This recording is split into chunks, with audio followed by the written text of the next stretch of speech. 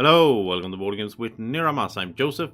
Drac was over here as well. We are gonna do the final, well, not maybe the final episode, but I think what might be the final part of the campaign in Gloomhaven. So we're going to face the final boss. We have our team together. We have prepared and we are ready to go there. And I don't know. I know it's from my memory, it is the final boss, but I don't know if that ends the campaign. Maybe there's other things to do as well. I kind of hope so, because we've done 57 quests, which is a lot. But I think there's more in there. Now, obviously, there's like side quests and there's things you can get from, retiring characters and so on. We did get one over here, which we got from retiring the Beast Tyrant. So the Beast Tyrant didn't make the cut. We choose to retire him off cam here. And that unlocks this quest. Because I wanted to go with these four guys into the end of the campaign. I think they are so good together. The Elementalist, the Quartermaster, the Doomstalker, and the Plague Herald. Such a good team. The Quartermaster, everyone is ranged basically, so the Quartermaster will boost everyone else. And then we have really good items on them. So over here we have the wands, with the goggles, the robe, a lot of potion. I don't know if he should have all these major or the minor mana potion. I'm not sure, but he's got his level 9 card, which is a mana. This is hard to say. Mana sphere. So this is a little bolt of magic or whatever, of mana. It's flying around shooting. The good thing is that when it attacks every round, you can add a element in the room, which of course he can use. And the bottom part is cool as well, with basically just like a smorgasbord. Like, what do you want to do? You want to attack, range 3, loot, heal, move? Depending on which element you spend, you can do a bunch of different things on the bottom part of the card there. It's very cool as well. I didn't pick his other one. Now his other one was also cool. His level 9 here, it was this would attack all enemies within range 3. And then it could also add curse and muddle and extra attacks on that. And the bottom part was heal range 4 and add retaliation and shield. Very cool as well. But I decided to go for the summon. Especially since we're not going to have the Beast Tyrant, right? So we don't have as many summons right now. But we do have... Let's see who got the... Was it only Plague Herald? Okay, Plague Herald has the bird. Nobody's using the new one that we got recently here, which is the Power Core. That is pretty cool. Steel Construct, that's a strong summon. Maybe someone should use that. Huh. I think so. I think we'll have Doomco use it. Maybe he could, because he has a little bit of control for summons, right? Not much. I think it's 1 card. We'll do that instead of the Scroll of Healing. I think we have decent healing anyway. So he can have an extra summon, and then he has this like snake and the toad, of course. Yeah, I think that's fine. Over here we, like, the Quartermaster can get some massive amount of money because he has his loot 3 card that I run with. Let's see, where is it? Now I'm confused. There it is, the Bag of Holding, right? This level 9 card. So since he can do this, if I grind gold, he can pick up so much gold. If you play on the deadly mode as well, you get so much gold. So I already got him a here on the bottom here. He got the added fire on the move, so he adds fire just to help the Elementalist out. And over here, he adds wounds to a wound to the bottom attack. And on his Impaling Spear, we increase the range of it. And also add a jump to the move, which I think is really good choice there. But he has 148. He also has this one that we added Bless on the heal. So So it's like I can't really enchant that many more of his cards. So I was considering this Reforge. Like, it sounds pretty good, but I don't feel that I'm using it to its full effect. You can like refresh a spent or consumed 1-hand or 2-hand item on the top here. I don't feel like we're using it as much as I would like. So I'm thinking about something else. Maybe this one, to refresh one of his consumed small items. Or just go for another attack. But what would that be? I'm not using the AoE. I didn't really like this card that much. It's just an attack of 1.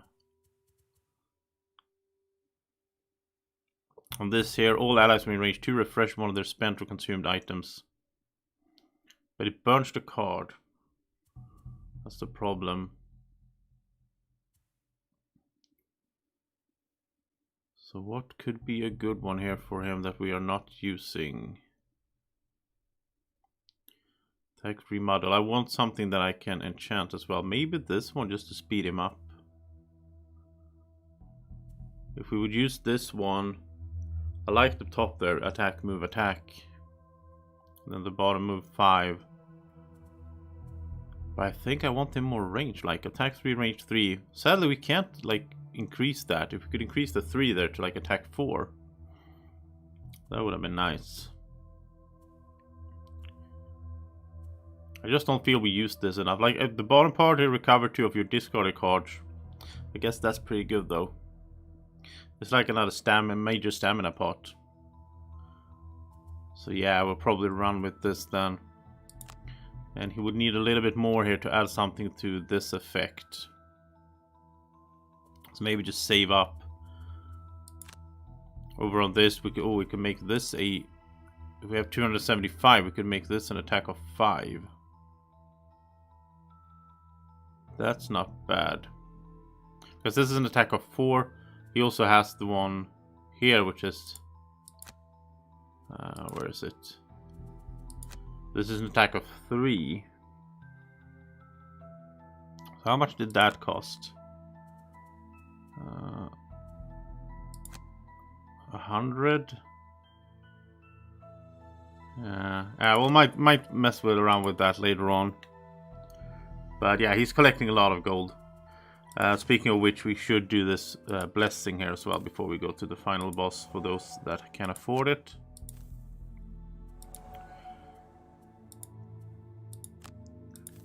And I think at that we're ready to get over there. Now we also have another side quest, of course, over here. I think we might get some more quests from the town records as well. I'm not sure if we're done with the town record sort of storyline, or like, you know, the story going on there. But I'm not really sure what triggers us to get something new from it exactly. I do know that the last time we talked about the Gloom and so on, so... Alright, let's head into the Void. This is the Kill the Gloom. There seems to be only that enemy in here. It's immune to most things. It has 224 health. Okay. Wait, am I playing on Deadly right now? Because I've been grinding? Yeah, I am. Okay. We're doing normal for the campaign. It should be normal. So it has 184 health. Okay. Yeah, I'm not gonna do the whole campaign on normal and then suddenly go Deadly on the last thing. So let's travel over here and see how this works. Oh, good. You have returned. Hale meets you at the door of the Crooked Bone with a dour expression. We need to talk. She's always come across as humorless in your interactions, but her mood today feels somehow different. There's a focused seriousness to it. Ever since you've been traveling around the countryside, hunting down the corruptive influences affecting the artifact, I've begun to feel a presence I haven't felt in a long time. Bastion. The poor man always meant well, but... Hale's voice trails off as the ground begins to shake beneath your feet. It's nothing catastrophic, but the tremor is deeply disturbing. that was the strongest one yet. They've been occurring more and more frequently, and I fear the worst. Hale produces a handful of green grass and throws it up into the air with an elaborate hand movement. The blades fall in a curious pattern, fading to a dark brown long before they touch the ground. He's in the city, she says with an icy expression. Somewhere deep within the void. We all hoped... Hale is once again cut short by a violent shifting in the earth. Worse than before, and without end. The Aether ushers you outside, where you see a massive black column of smoke to the northeast. There is no time! She hands you a small pouch, filled with what feels like sand and small rocks. This should protect you from the worst of the Void's influence. You must find him there, and stop him from returning this world to ash. Hale refuses to say anything more, resolutely pointing you in the direction of the smoke.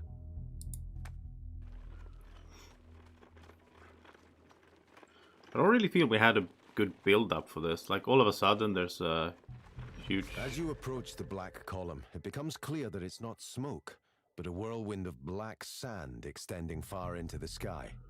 The tremors continue, but you race towards the vortex as quickly as you can. Only when you reach the edge of the void do you hesitate. You look around you at the other residents of Gloomhaven, staring up at the terrible black cloud in mad horror. No one else will end this. It's up to you. You clutch the pouch Hale gave you and step forward onto the black sand. Immediately you feel a sharp pain across every point of your body simultaneously, as if you're being eaten from the inside out. The pouch fills you with a dull numbness, however, and you continue to advance, moving towards the center of the void to enter the whirlwind. The sand has been brushed away at the eye of the vortex, revealing a smooth stone floor with a descending staircase at its center. You walk down the steps. You find yourself standing in a large stone room covered in odd runic symbols.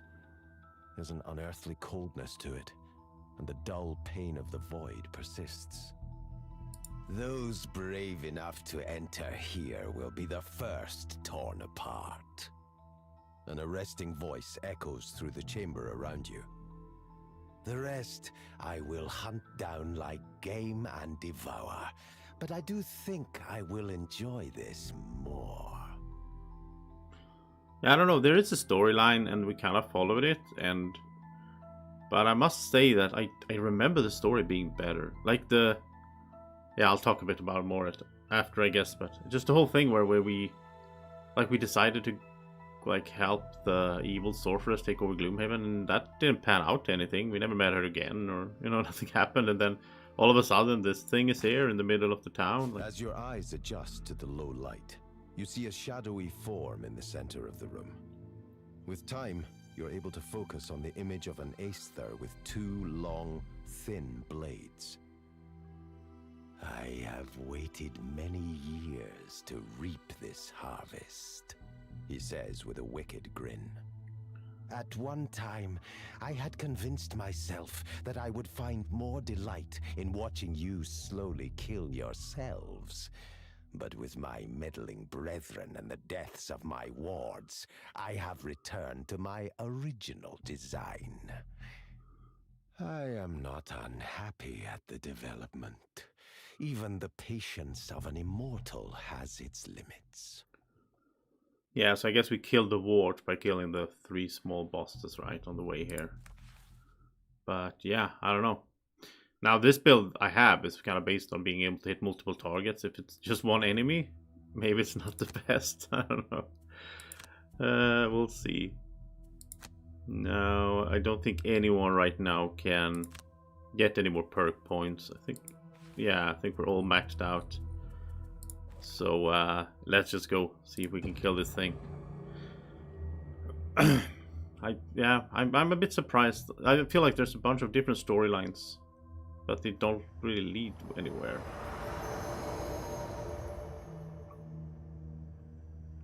The Aether flashes its blades in a mesmerizing dance.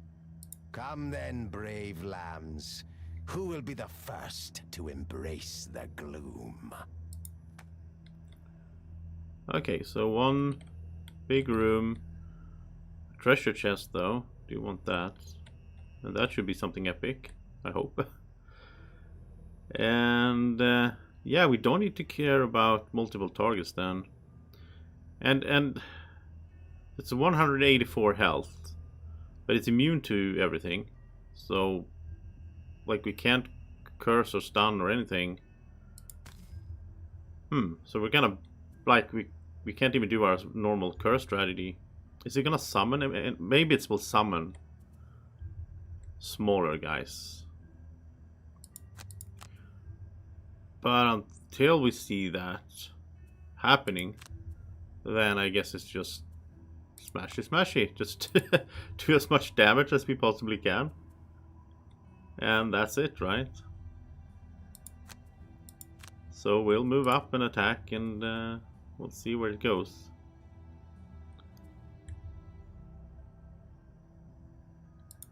So let's see, let's just use our strong things here. I mean, we don't need to move around anything in here, really. I guess we can do dooms, right? I don't think anything is immune to dooms.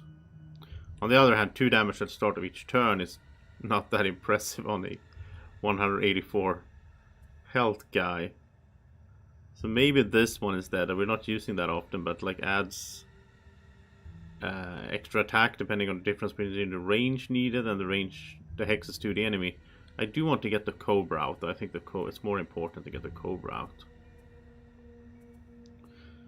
And nothing based on when it dies, curse, pierce, doesn't matter, so I guess we'll do this one then. And can we reach it with anything? What is it? 1, 2, 3, 4. Okay. We'll go with this. We'll see. It's gonna attack for 6. It's gonna add poison, wound, stun. Oh, it's gonna stun. That's annoying. But I mean, I don't know. 10 rounds or 12 rounds, you know, that's some damage there. And also this, having the Doom increases this attack right here, so 7 damage. Okay, let's get the summon out. I guess summons is very good in this scenario then, because here you can put out a lot of summons. There's not a long distance to walk and so on, so almost, oh, he moved it back. Almost feel like summoner would be good in here. Oh, look at that. By the way, we should read the text. We should always do that. It says each mercenary or mercenary summon suffers 2 damage at the end of each of their turns. And everyone starts with 3 curses. Okay, so... Okay, so small summons will basically... Yeah, they're gonna die pretty quickly. That's the problem, I guess. And it moved back like that? I don't know why. Was it because it took damage? Nothing said it would move. It just moved. Okay. Then we can't really reach it. Do we need to spread out maybe? And be ready to get it in range. Oh, there we go. 2 damage. Okay. So we're gonna need some healing then. We are gonna need some healing. Okay. I guess we should be in the middle of the room if it's gonna keep moving around to avoid us. And I don't see any reason to like save any good stuff. Like that was a 14 damage right there. I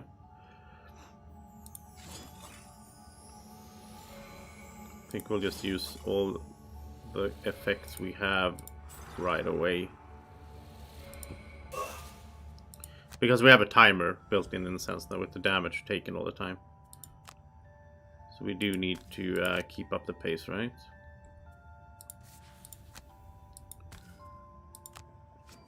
I mean, Plague Hurl can heal by just walking around, but it also has a lot of good stuff. Oh, I can't even use the Heart of the Betrayer now. There's no one to attack that thing. Let's see, we could... Okay, I guess we can move it around. So this is obstacles, whatever that is on the floor. I guess we'll just use something here then. I don't see any point in saving unless he summons a lot of stuff later on. That could be annoying. Otherwise, I don't see any point in saving our good items and so on. I think it's better to just use them straight away. And heal a little bit. And let's do stamina pot. And pendant, so we get everything back. Or 2 things back. Now, this is a good scenario for the quartermaster. He will help us get all the small items back after a while. When we used a bunch of these, then we can just get everything back once.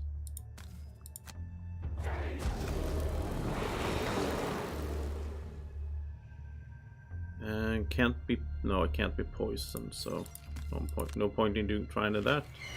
Of course, the bird is just gonna die. It's gonna get to act once.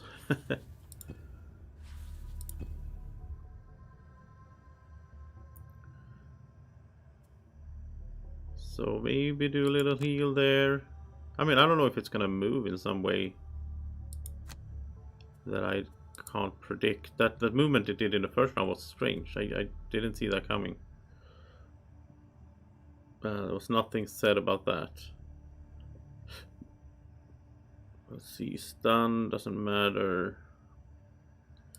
Extra attack is good though.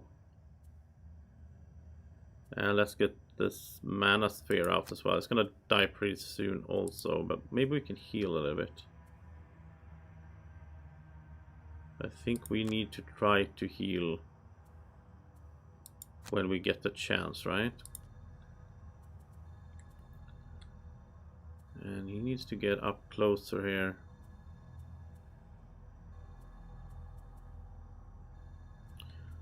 I mean, the Cobra and the Toad can survive for a few rounds at least, so let's get the Cobra out to get multiple attacks. There goes the bird. So now it's going to move to attack 6, target 2, okay. Ah, it's not that terrible.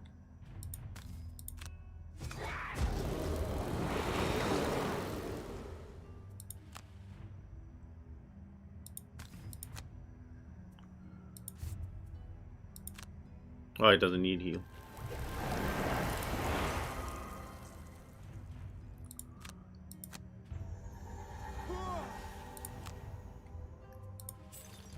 Attack of 8.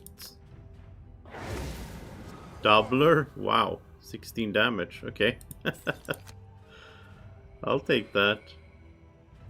I'm in the wrong... Yeah, I can't do that though.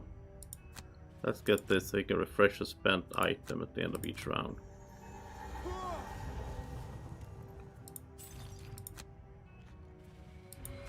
Now let's just use this to move there. And then refresh.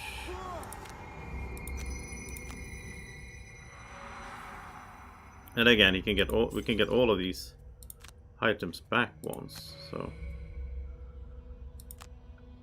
we might be over prepared for this. I don't know.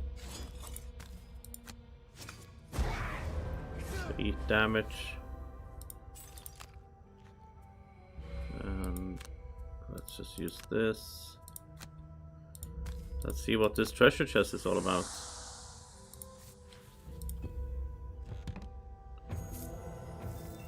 Star earring. Oh, that's cool. Never seen that before. We have the moon and the sun earring, so this is a star. Interesting.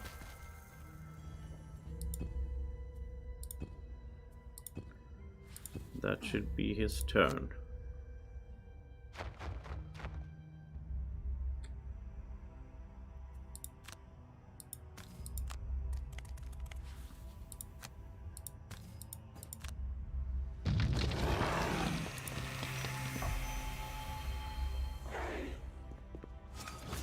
Oh, it even attacked the bird. Why didn't the bird die at the end of its turn? I don't know. It's kind of weird. I'll take it though. So let's use these. That's a 7 attack, +1. And Mana Sphere. That's pretty cool, I think. Just floating around, doing ranged attacks, and then getting us elements as well.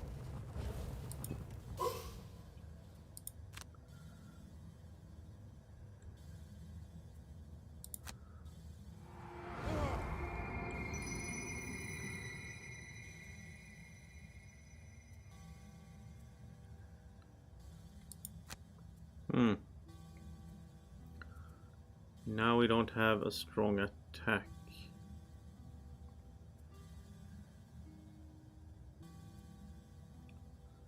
Oh, we can't stun it anyway. Can't wound it either, right? No, can't wound it.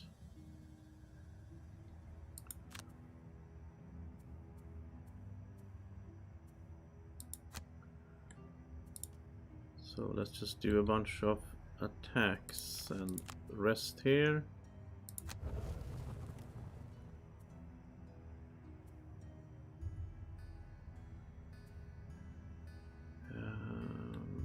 Yeah. Range attack here is fine. Then he should get closer if possible.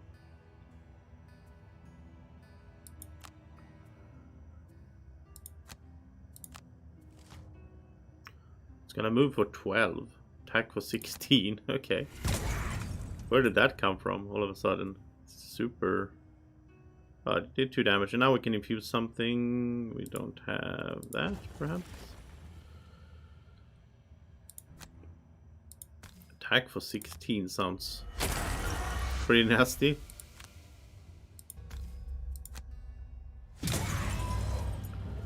That's when you want that miss card. Okay, 2 damage taken. Let's do this. So attack of 6 here. Oh, that's a miss. Okay, speaking of misses, let's get that one back.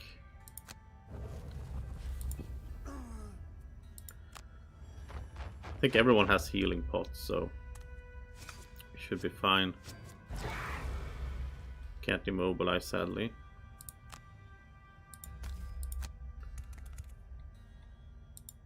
Here's a double attack. That's a miss.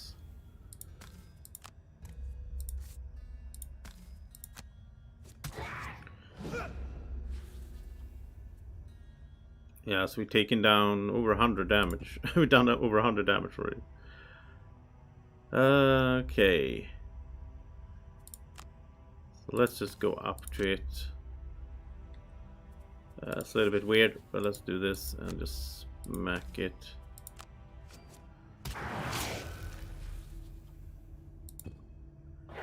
I think it's because he's ignoring negative scenario effects. That's why he's not taking any damage. Oh, look at that, 16 damage.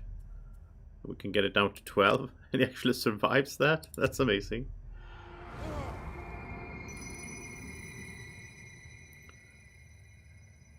Because yeah, he's resilient. Yeah, it's the okay. So that's why the summons don't take damage either. I guess because he's resilient, so he ignores the negative scenario effects. Huh. That is pretty strong, actually. It didn't move. Well, it didn't need to move, right? So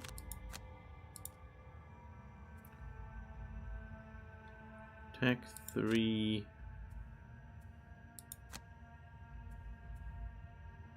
Okay. Let's see. He's gonna have retaliation. So I want him to go first. So he's the target of the attacks. So he can retaliate.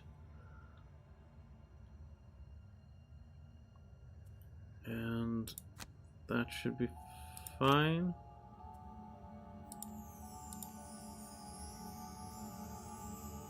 And let's get the toad out here as well. Yeah, so I'm gonna move for 12, attack of 16. So it's gonna focus on him, right? Let's see, we can get, what is it we're missing? Wind. There we go. So let's move up here and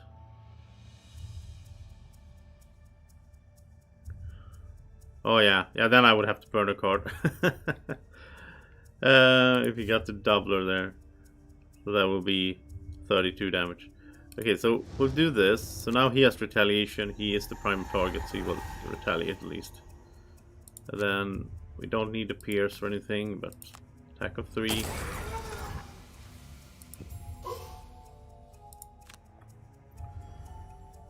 And of course he's not gonna survive that, but it's no problem since we can burn a card, right?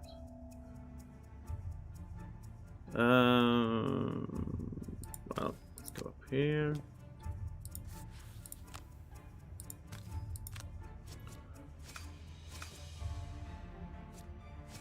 Get all the models and stuns and everything that won't work. 6 damage. And as weird as it is, Plague Herald should just smack this guy close up. Because the other things aren't really doing much. We should have had more summons actually, that would have helped. Look at that, he did 16 damage, but times 0. So he just missed. And he retaliated. Oh, nice.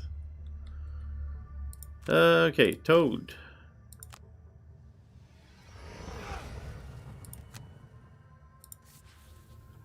And now it's time to heal here.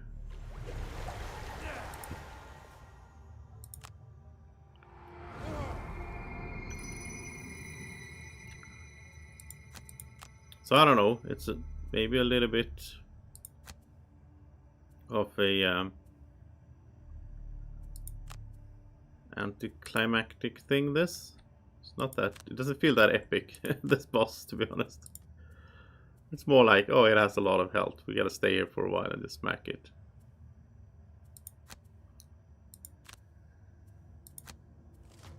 Yeah, move 12, attack 16 again.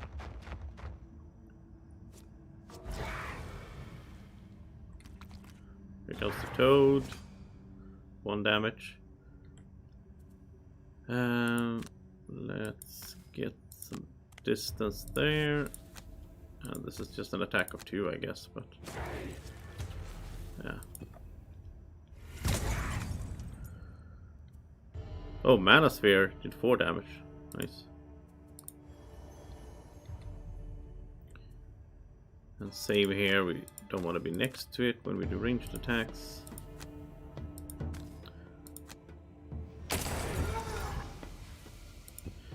Yeah, I don't know. I thought he was gonna start like summoning a bunch of things and be really nasty, but this is just... Oh, there's a curse.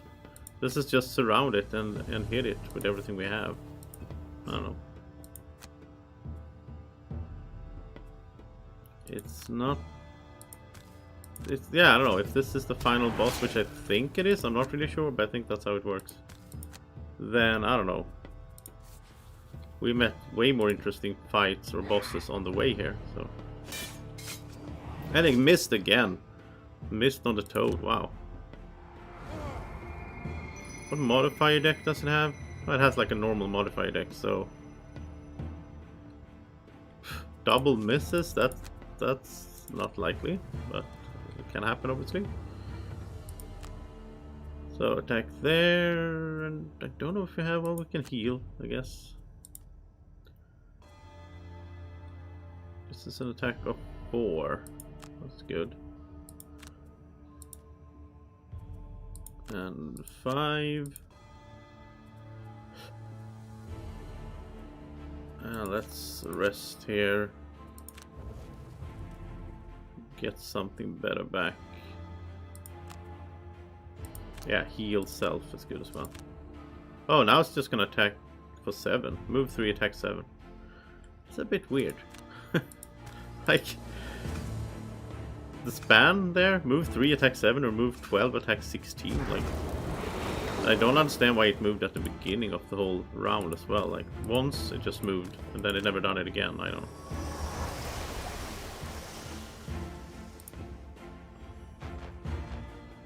Here comes the construct. A lot of +1s.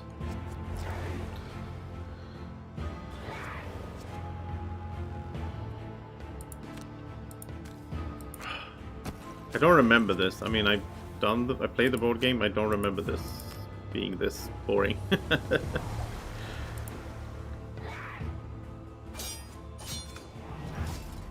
Okay, it killed something for the first time. But now it's dead.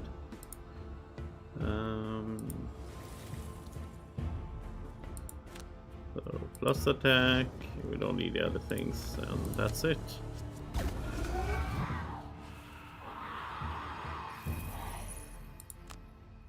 And it just dropped normal gold. Okay.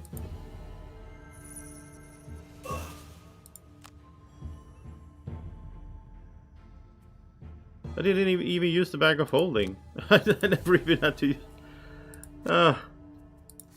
Let's see, maybe something happens. That it like morphs into something else or whatever.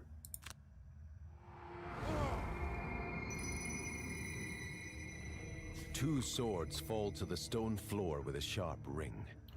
The Aether stands limp, a look of shock on his wounded face. "How dare you?" he mutters. The voice that was once smooth and hypnotic is now gravelly and dark. "I have waited thousands of years, and you presume to rob me of the fruits of my labors?" The Aether's mouth drops slack in death, but still the figure stands, as if held up by invisible strings. "You can destroy my vessel and banish me from this plane, but it will never be enough. I am eternal. I will return. I will feast on this world once again." At this, the body of the Aether crumples to the ground and fades out of existence.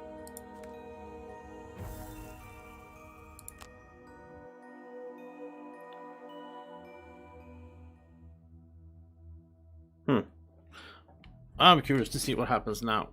If that's just it, then, you know, that's really bad, to be honest.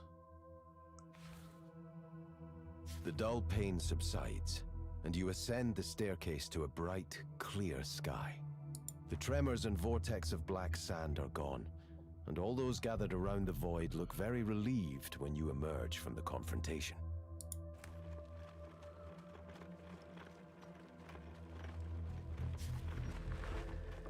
You let the people know that whatever calamity had descended upon them has now been averted. They cheer and celebrate your strength. You return to Hale, and she offers her heartfelt thanks, but refuses to speak more on the issue. "I overstepped my oath in a moment of panic, saying what I did. Please, the danger has passed. Let us speak no more of it." 5 prosperity? Okay. Okay, so we got to Gloomhaven Wealth 8 now. New items is fun. So let's look at all these new items, and we also got that earring thing. Oh, and this actually retires the quartermaster, because it was his... Oh no, it continues his personal quest, follow the Snare investigation. Oh, that's fun. Okay, so then we have more to do here. You have found it next to a dead bandit in the battle's aftermath. A small and overfilled coin purse addressed to the very person your growing amount of evidence has been pointing to. The label's reverse side simply read "bribe" in messy handwriting, and bore a local bandit clan sigil. This was the last piece of the puzzle you needed to confirm your suspicions. You are now certain of who allowed your friend to die, and you're going to get your answers one way or another. This is his personal quest, which leads to a new side quest. That's fun. I thought he would retire right away, but yeah. But I mean, in a way I do want to retire him, because that will unlock the Boots of Levitation, which sounds really cool. So Gloomhaven level 8. So if we create new characters, they just come in at level 8. We have new town record things. We have a city encounter. Hey, aren't you the mercenaries who stopped the weird tornado from destroying the city? You turn to see a dirty dock worker pointing at you with wonder in his eyes. What was that all about anyway? More people stop and stare at you. This has become an unfortunately common occurrence since the Gloom was destroyed. You have become something of a minor celebrity in Gloomhaven. You can take the time to relate the story of what happened, or claim it wasn't you. Let's talk about it. Oh, 2 more reputation. Again, I said it before in the campaign, it's super hard to be evil. Now we have 14 plus reputation, 3 discount in the store. Like, I don't know how to be evil and make it work. So Quartco here, he got this star earring. So it says, during your turn, refresh all of your spent items. Perform or heal 3 and recover 2 of your discarded cards. Wow.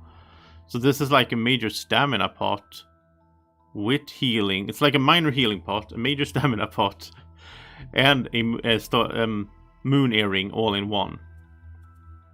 However, yeah, he only has like one thing that is he can refresh using this. That's the armor. So maybe, I mean, it would be better. It would be better for a character that uses a lot of things that can refresh, I guess. Like the wands and the robe, the goggles. Yeah, this would be good for Elemento here. That would be perfect for him. So let's see, if we go to... If we sell this, and then we need 70 gold with him to buy it, but that's the plan, I think, for the long run, is to buy it and have it on him. Okay, we got some new stuff in the shop though. Doom Powder. During your attack, add stun, poison, and curse to single attacks. So it's like an upgrade to the stun powder that only adds stun. Wow, that is amazing. Stun, poison, and curse. Another new thing is the Lucky Eye. During your turn, strengthen yourself and all adjacent allies. That's pretty good as well, even though adjacent can be a little bit tricky to make. You know, everyone has to be next to each other, but... Yeah, we have so many items now. So you start off with the moon earring, right? Then you get the sun, and now we have the star as well. We're gonna buy this for him, for sure. Okay, boots. What's the new boots we got? We got the Serenade Sandals. Whenever you use the default bottom of an ability card, perform a move 4 instead of move 2. Wow! I didn't even know these existed. This is like an upgrade to the comfortable shoes. These makes the standard move from 2 to 3. And this makes it into 4. Wow.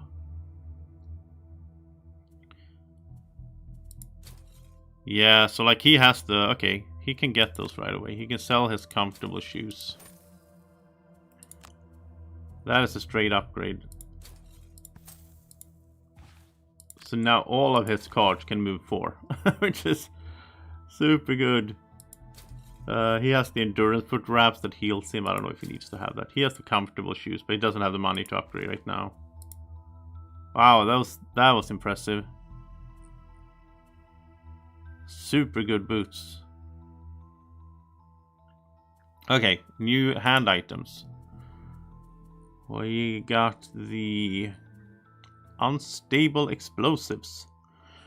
During your single target ranged attack action, turn the attack into the following. All allies in the attack area suffer 3 damage. So when you do a single target ranged attack, you can turn it into an AoE. That is an upgrade to the bomb.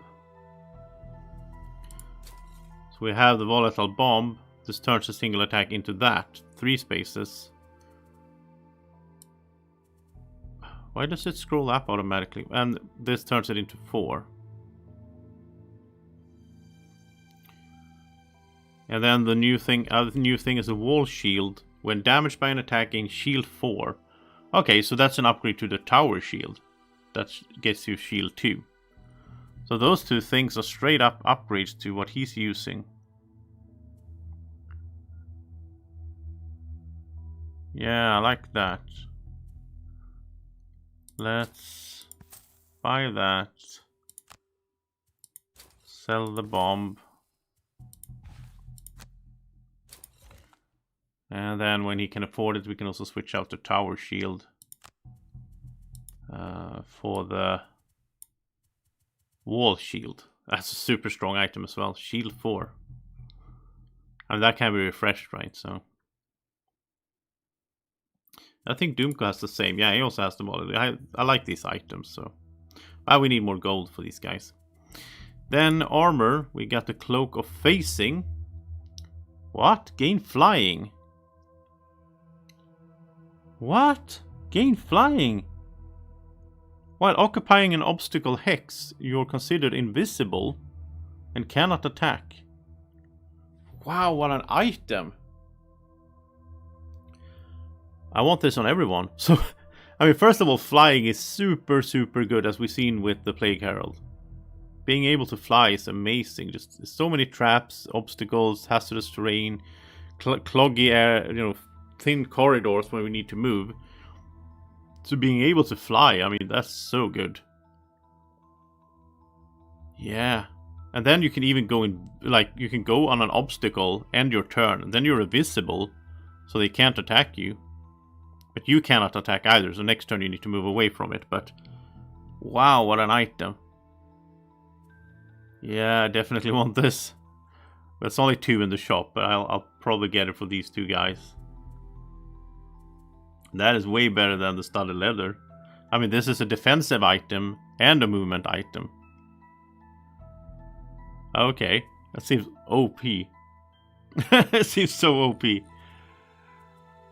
I mean, if it was just gain flying, that's it. That would be amazing as well. I would get it. But now you will also be invisible if you just end your turn on an obstacle. So then wow. Okay, I had no idea that was in the game. So, you definitely need to grind gold to get all of these cool new stuff. We also have some new helm, or headgear. The telescopic lens. During your ranged attack, add +2 range to your entire attack action. Okay. So that is an upgrade to the Hawk helm. That's +1. This is +2. Not as exciting. I guess this would be good for him,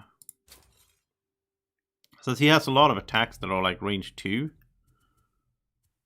So having them, having the opportunity to go range 4. Yeah, I think this could be something for him. The goggles are good as well, but that adds advantage. But I mean, yeah, I think this is better. So that might be something yeah, there's a lot of upgrading to do then, which is fun. Then I have some, a goal with my gold grinding, which can become a bit repetitive, but if there's a goal to fight for, it feels better. So I think core quests, core quests are done. There's no more core quests, from what I understand. Well, maybe from this. Let's check out the town records. Well, when I said breakthrough, I wasn't expecting you to go out, find the Gloom and destroy it, Dominic says, as you enter the town records building. Certainly nothing that extreme, but it did the trick. I was able to study some of the writing on the walls of the chamber you found beneath the void, and I've discovered quite a bit of information about the Gloom. Dominic sets his book down in front of you. If you'll permit me, I have one final entry in my history of Gloomhaven for you to read. The study of interplanar travel was really the brainchild of a single man, Bastian the Seeker. During his studies of what was beyond this world, an unimaginably powerful being called out to Bastian from across the infinite planes, invading and corrupting his dreams. The being promised him knowledge and power beyond what any single plane could hold. Bastian began his work to open a rift between his own plane and that of the being poisoning him as it called from beyond. He was so consumed and overtaken by greed and vice that when the rift was finally opened and the upheaval began, the unnameable evil was able to merge seamlessly with Bastian's form, birthing what came to be known as the Gloom. It has been conjectured by Aether scholars that the evil being has no form of its own, but simply travels from plane to plane, inhabiting a vessel and using it to sow death and destruction for its own amusement. By all accounts, this being is immortal and eternal. If its vessel is destroyed, it will simply find a new one, on this plane or the next. Dominic closes the book. I thank you for all the help you provided in the writing of this history, and I truly hope that's the last we've all seen of the Gloom. Dominic's smile fades as he nervously fidgets with a scrap of paper. Well, there was one last detail that gave me pause. I found some writings in the void that I simply could not decipher. They are vaguely similar to a runic language I once encountered up north, but the exact structure is unfamiliar. He hands the paper to you in silence. You study the runes closely, but do not recognize them. You shake your head. They're meaningless to you. I had hoped you might have encountered something similar on your travels, Dominic laments, but I knew that chance was small. Well, I'm sure the language experts at the university would enjoy the challenge. His smile slightly returns. I'll get this sent to them, and let you know if they manage to translate this final mystery. Okay, this is like a final mystery. I don't remember though how this works with the town record. Like what triggers the next event? Is it just like time, or I don't know. I also must say that as much as I love this game, I feel it's a bit weird to structure of the game here is really weird. Like, so if we complete the core quest, like there's nothing saying, oh wow, you made it, you completed the quest, you saved the town, you saved the world. Nothing like that. Just okay, you're still here, you can still do stuff. I don't know. I don't mind that you can keep playing because there's still like side quests to do. It's just strange that there's no like well, I guess that was it, the little town records thing, like, oh well, you defeated it. Yeah, bit weird. I mean, we have done most things we can do. We have unlocked all the characters. We played with all of them as well. So I guess we'll just do the side quests that we have left, and this is fun, of course, with him here, with the scenario, the investigation. So I guess we'll go do that. It's over here somewhere. Wait, where was it?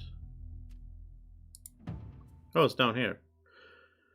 Follow your latest lead on your friend's death. Kill the infiltrator. Okay.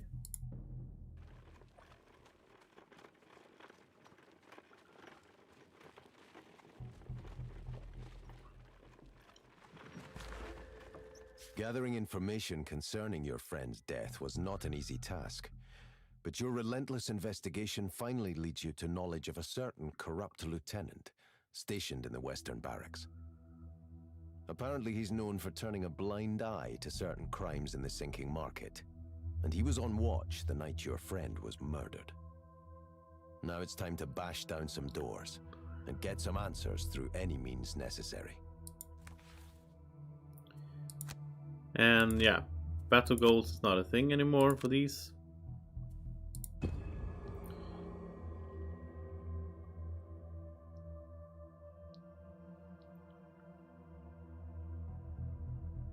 So I'm thinking I don't know how long we can keep going, but when we retire the quartermaster, we can like start a new character just to get the side quest, like complete this life goal. That will unlock a side quest. I guess that's how you have to do it if you want to do everything in the game. So just says kill the infiltrator. And some small room there, and one there, and then a bigger one. Okay, so I guess we'll just go for one of these small rooms then. No enemies, so...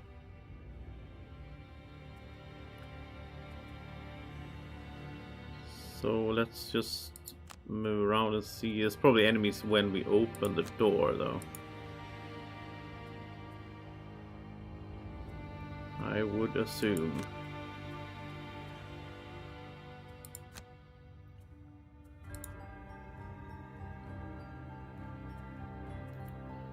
supposed to be a bunch of guards and everything in here, right? So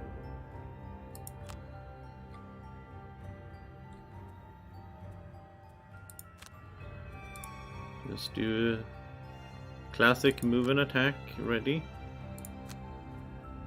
And we'll see where it takes us.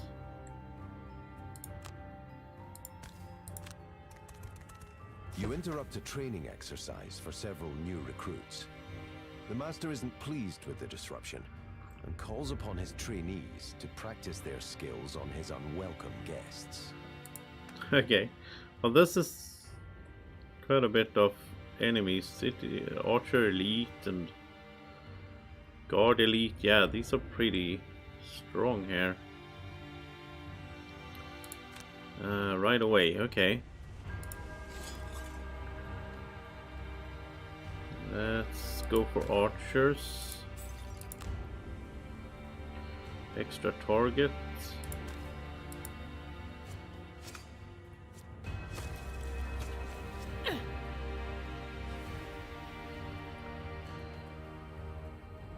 Yeah, that's fine.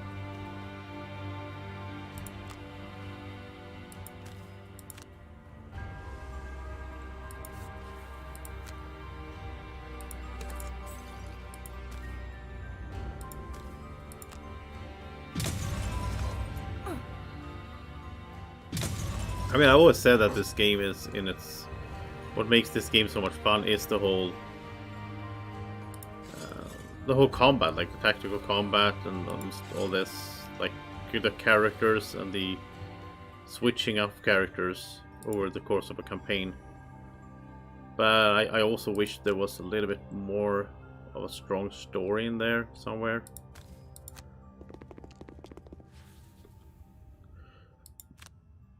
I'm really excited for Gloomhaven though when it comes out, because that's gonna have, like, you're gonna be able to like get other drops than just gold, and then you can like get materials and stuff, and then craft things and build stuff. That's gonna be really fun. I think that's something I like in games.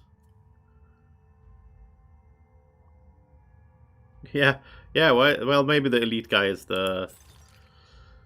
maybe he's the instructor or something. Let's get some shields on us here, because we will take some attacks.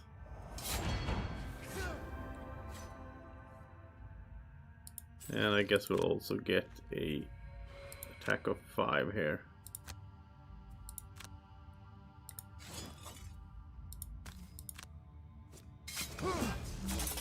I can refresh an item, so let's get the ring back right away then.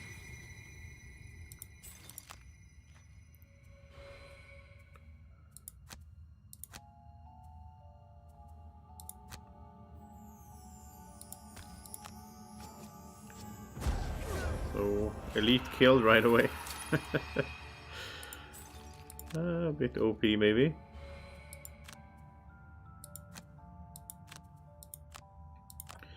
And we can get some cards back, we can refresh the rings.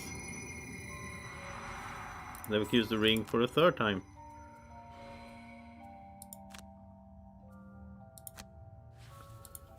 We can just keep using the same thing over and over, which is amazing with these rings and everything.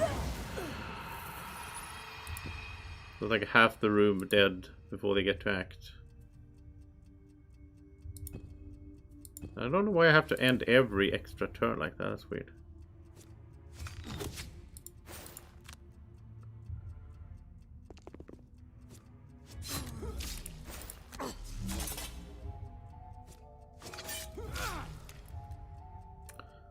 Those 2 shields helped as well. Alright, let's do some cursing.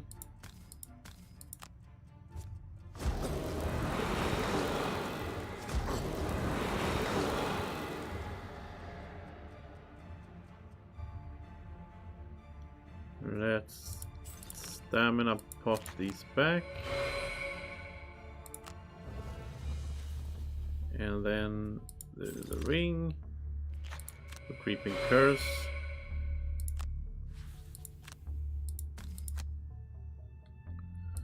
So more curses. And then the Ring of Brutality for more curses.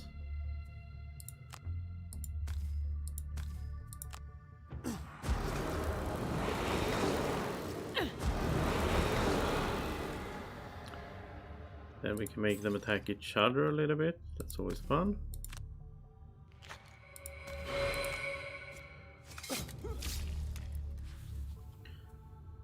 And get the 2 rings back. It feels a little bit broken almost, this how you can use these items together, but I mean, oh, we can do that as well for the AoE, but yeah, we don't need it right now. So that's a lot of curses. Yeah, I think we're happy with that.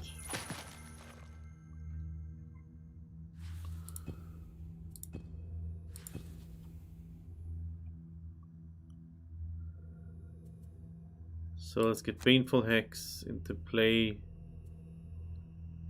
Also a little bit of healing there. And that's pretty good. Stun and everything.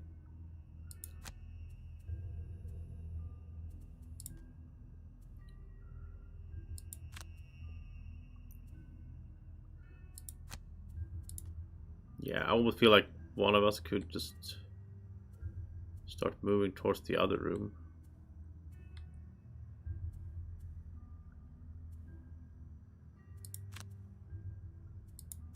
Get the Cobra in the other room. Okay.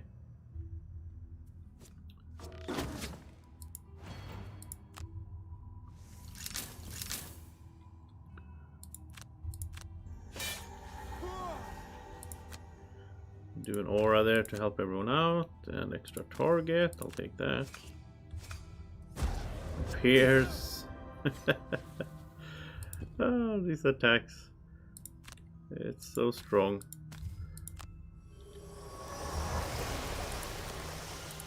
I suppose I should raise the difficulty. I guess I should. Okay, let's have you walk into the trap.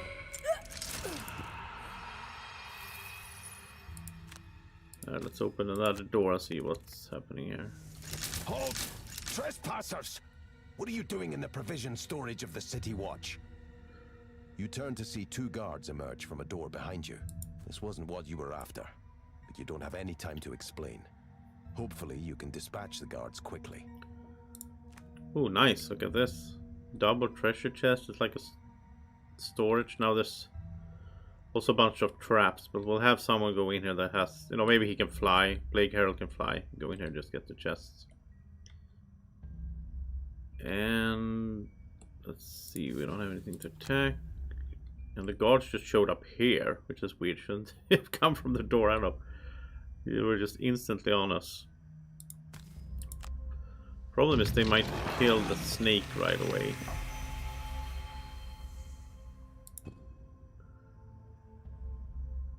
Oh no, they attack him. Okay, that's a curse. And Baneful Hex is in play. And another one. No worries then.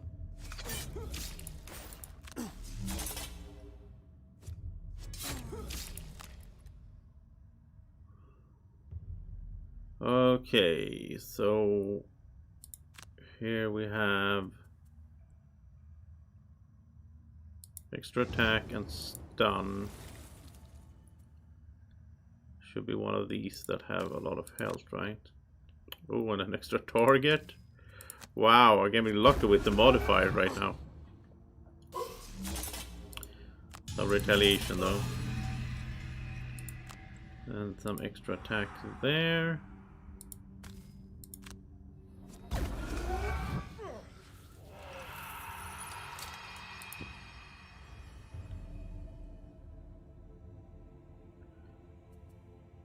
Okay, let's get flying so he can fly out of this. Get the treasure chests.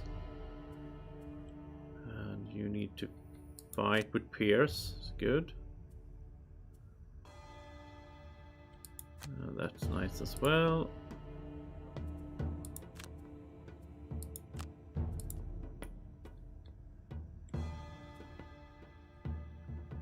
Pierce on them.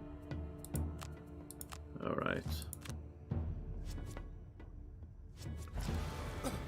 The Cobra's doing good. So we'll put the Pierce on here. Or like the Doom to Pierce for 2. And then attack both of them. Yeah.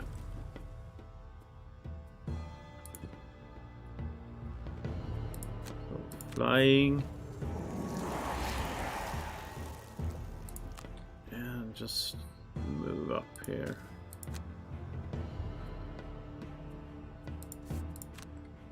I like his boots. He can heal when he moves 4 or more spaces. So.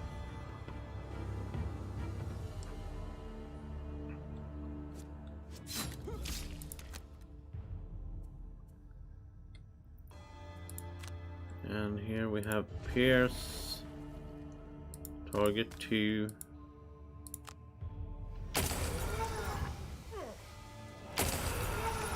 Yeah, I need to raise the difficulty level, right? Because this is getting a bit silly here.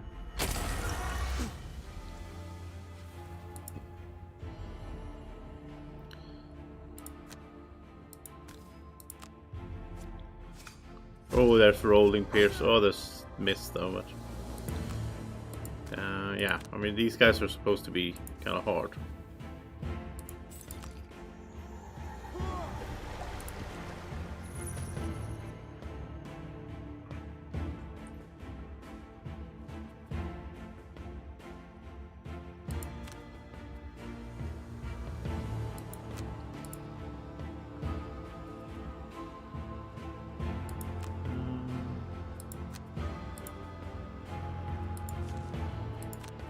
Remember, he has his new boots.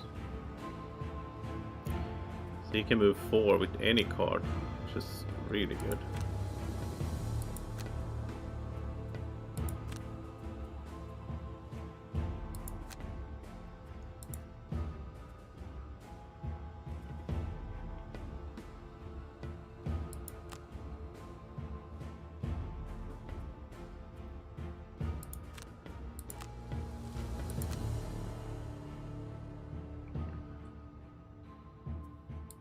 I think we'll actually have him go back. Let's have him go back and just loot 3 here. Because there's a lot of new fun items we can buy with all that money.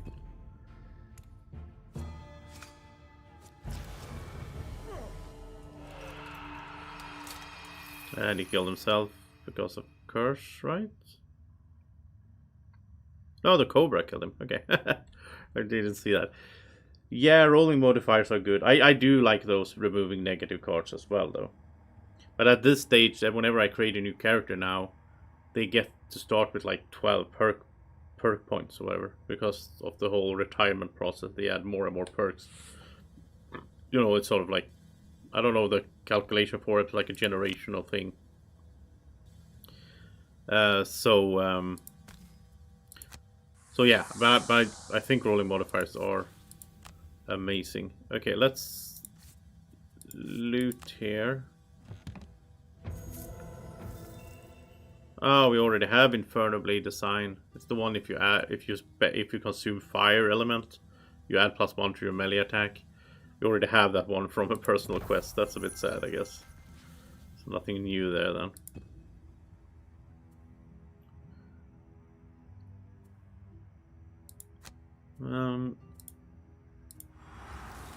You can run over here.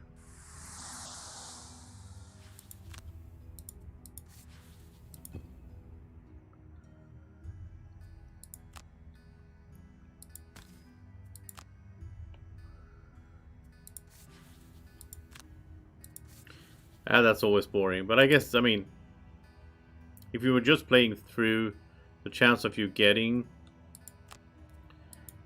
seeing that personal quest and then completing it before you get here, I don't know. It's It's good that there's multiple ways to get those items, I would say, or like unlock things.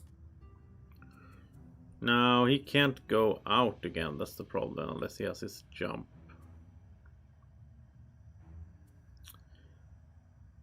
But I think we'll just take 7 damage actually at this stage.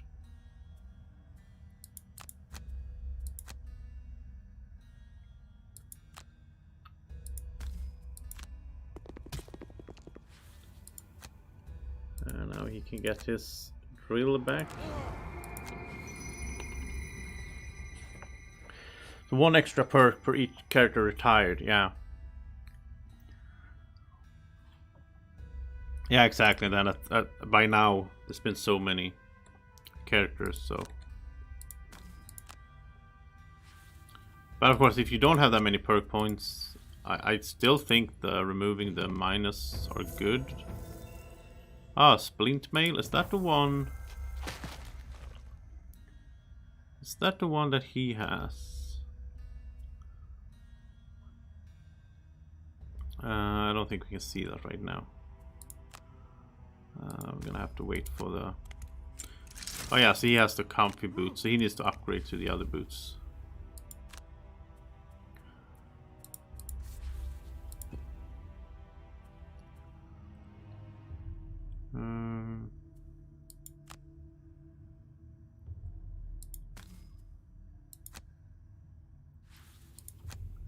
Let's get the mana sphere out here.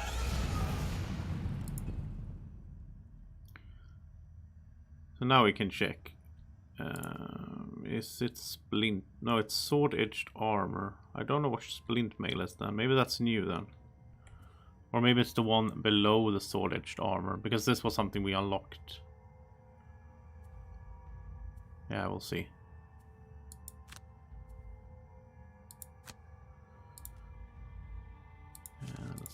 Short rest. I don't care that much about the doppelganger. I'm thinking to maybe remove the doppelganger from the deck. Have something else in there. I feel it's not that useful.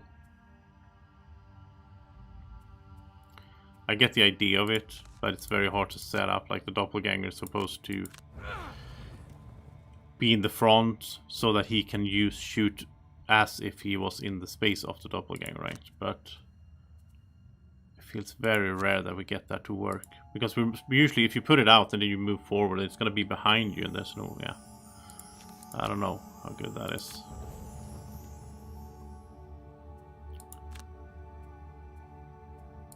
I don't know. All right, let's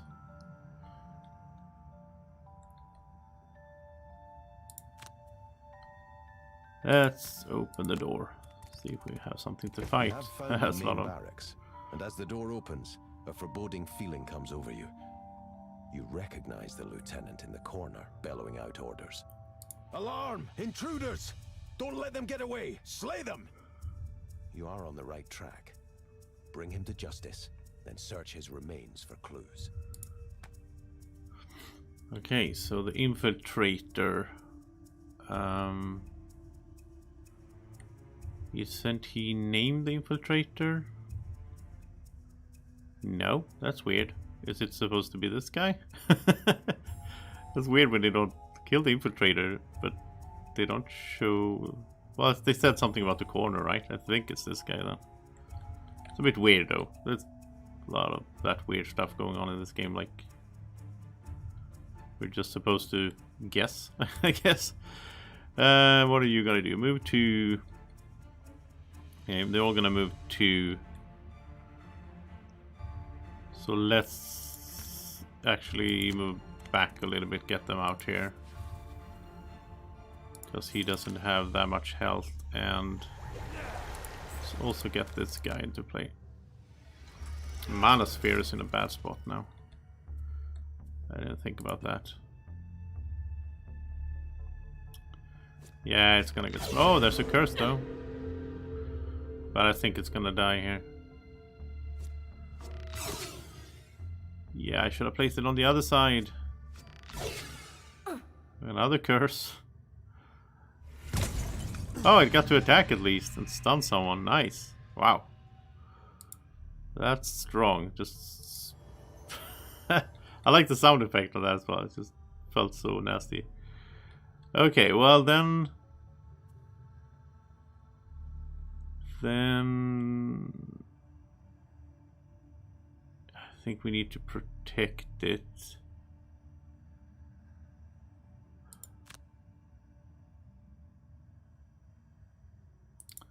Yeah, let's heal it. Let's see if we can keep it around. This sadly won't reach anyone though.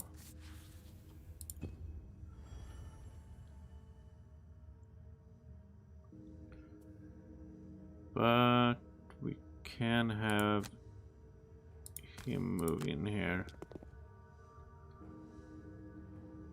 And push these.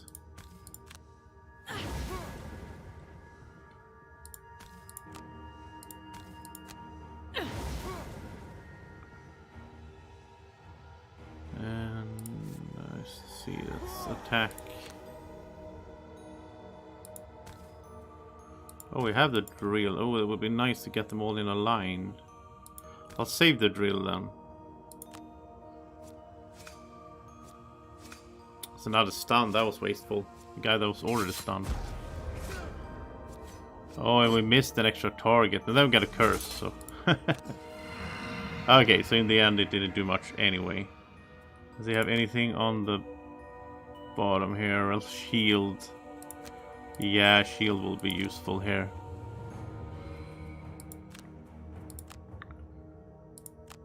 That will also shield the mana sphere.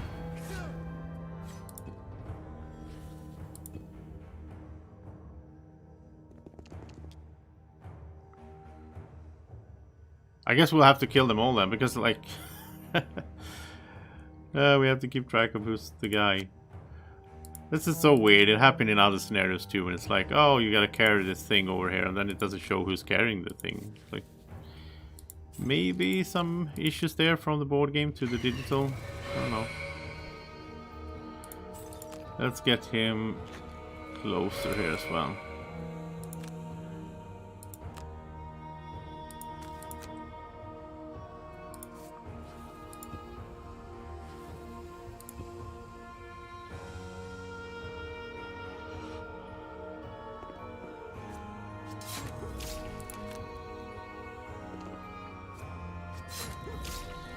Those curses are so good.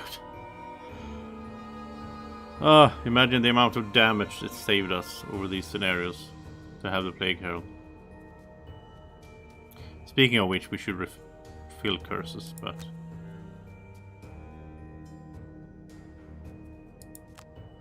I didn't really get next to anyone there. What can we do with these elements? Range 3... Yeah, that's good. That's attack rate 3, range 3, that's good as well. And here we need to... I guess we'll do shield here. I kinda wish I could get them in a line.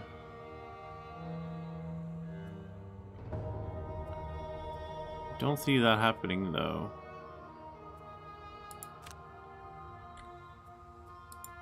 Unless we move back and they clog up at the door or something. Maybe we could get them to all go into a line. Let's add Pierce.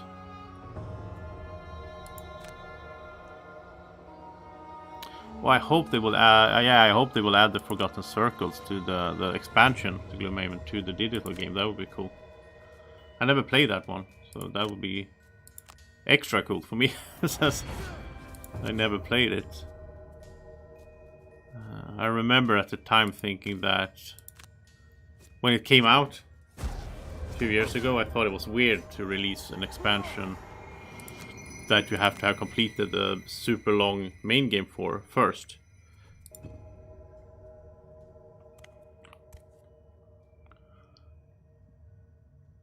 It's not good to stand in the door like we're doing. No one else can access the door, so should move somehow.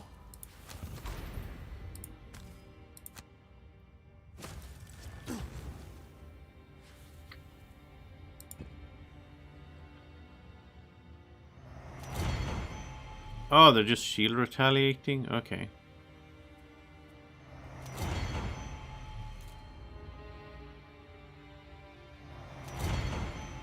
But it's not a ranged retaliation, right? No. So then it's fine.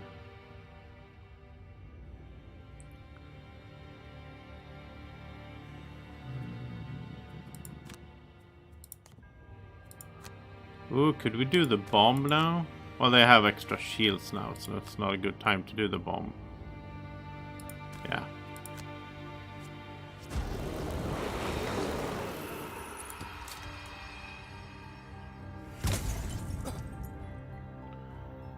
And we can create an element.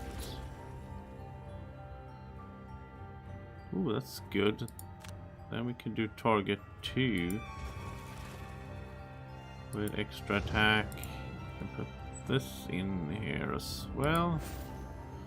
We could do push 3, but I don't see the point really.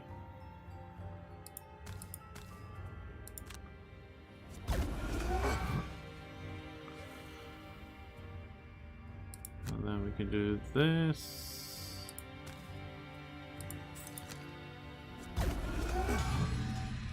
I love that he's getting all these modifiers. He's using up elements, but then he's just putting out new elements, so you don't really even need to use the mana potion a lot of times.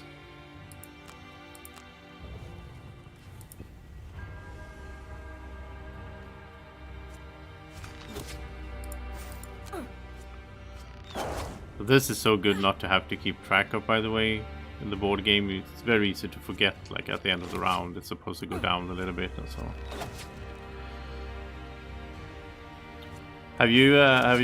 Have any of you played Forgotten Circles? In the chat? Let's see, you're flying, so you can get in here. I kind of want to open this door as well, though, before we kill that. I think the scenario will end when we kill the... But I guess we'll take a while before we do. This is cool. You could move, jump in there, wound a bunch of them. Yeah, I like that idea. With his boots, it's almost like a trample, right? And then you can do this. With that, actually. Okay. So then we need to have... Yeah, this should be fine.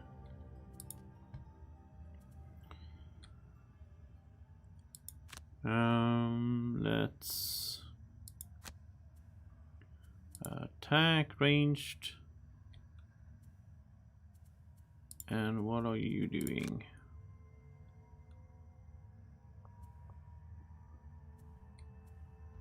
Like the one where the Doom could jump, because they all have armor, really. So that should be good.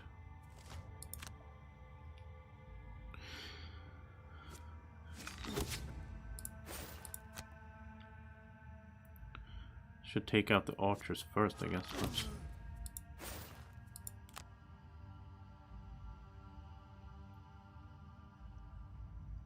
yeah, Joseph the Lion is really good as well. I need to finish that game. I did a stream for the first 5 scenarios, just a tutorial, but it was really cool. I should keep playing that. I could do that on camera as well. We'll might do that later on.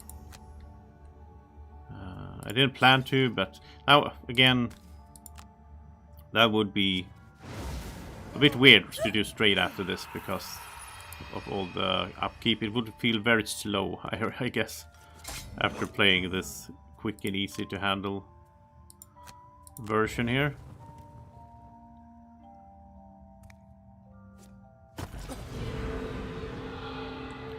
That Cobra is so good. I mean, we boosted it with an enchantment as well, but let's do that. So the Doom will jump. That's helpful.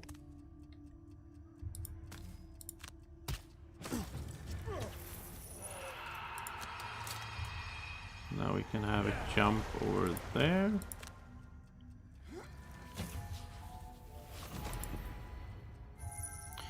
And I think we should go open this door. Because I think it will end when we kill that guy, and maybe there's a treasure chest or something in there.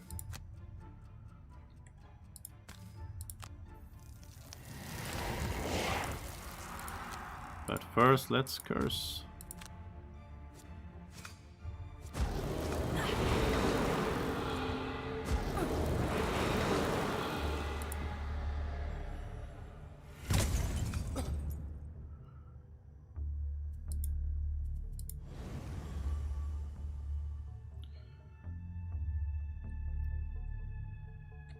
Let's do this now. So this is gonna be fun. We're gonna jump in.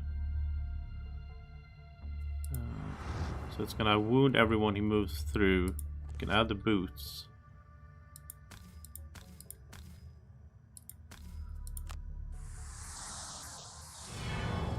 So that's not bad. Actually, this is a bit overkill then. Because that would die anyway from the wound, but okay. Yeah.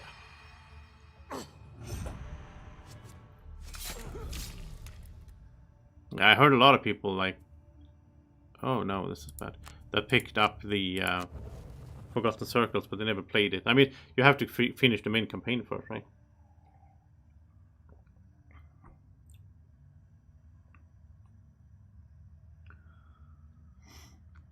Yeah, tabletop version. As I said, it would be fun to play, but I'm a little bit scared that I would find it. Well, maybe I would find it just fun. I don't know. I'm thinking I might find it very tedious to sit around and shuffle all the decks and do all the manual stuff when I've gotten a bit spoiled with this now.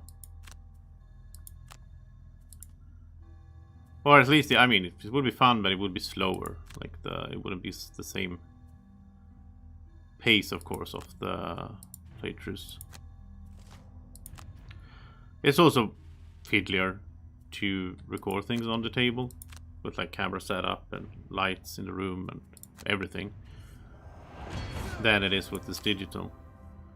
I often feel like I envy those digital game content creators because they have it so much easier than the board gamers do.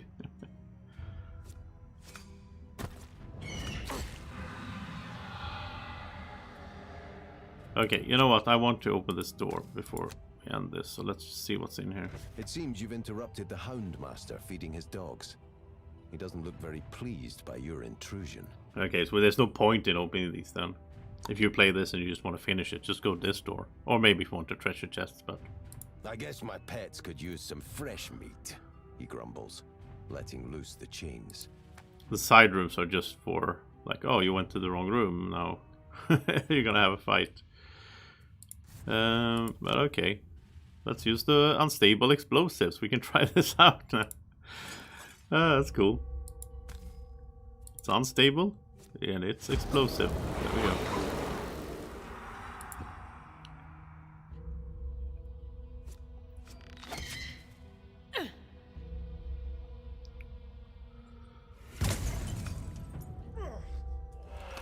Manosphere is doing good damage. Like, I mean, we mostly have it to just like create elements, right? But I don't mind it doing damage as well. Let's move the Doom there, so he has less armor.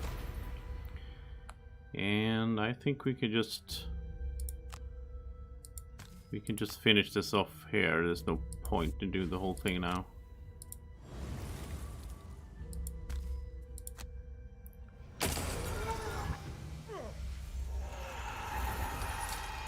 Oh, look at that. Now we have the Infiltrator. He looks like the Plague Herald, sort of. Look at that. A monster, 22 health. No story or anything to go with that? No? He just turned into the Infiltrator. Okay. Interesting. Okay, so that's not over yet. That's when you put in the story and like, oh, this happened. Yeah, I don't know. Oh yeah, Frosthaven will be cool. I hope they they make a better story as well. There's so many weird things in the story in this game here that I don't know. That's actually good now since he's not damaged. This is a good attack.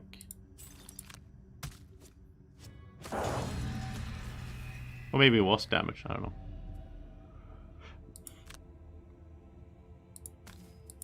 I must say this whole final boss thing was a real letdown.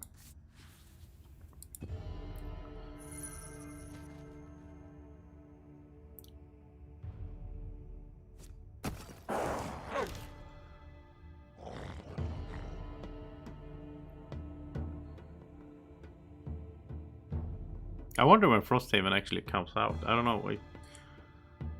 I think it's next year.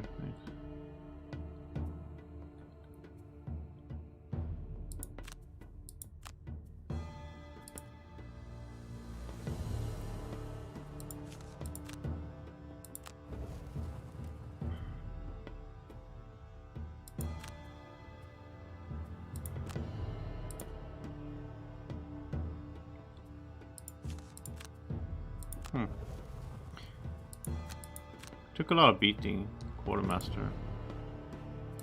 It's probably just my fault though for not being careful enough with him.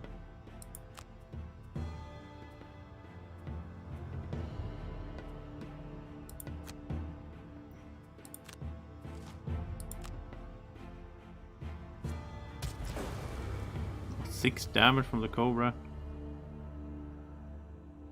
I love those ranged summons. Like, this guy is good, but he's got stuck back here, so he hasn't really done anything for a while.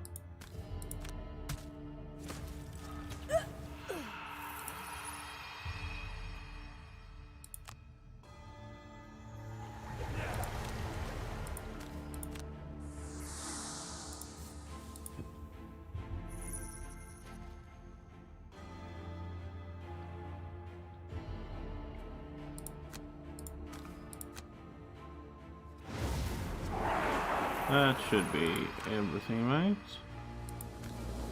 This is so good, he can move 4 with just a basic move because of his new boots. Those boots are so good. Serene sandals.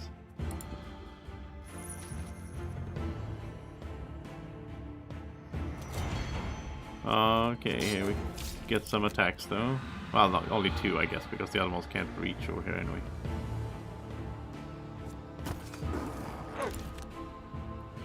Plague Herald is tanking.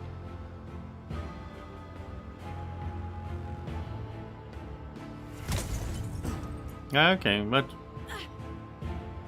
well, it's almost December, right? So it's not gonna come out this year, I guess.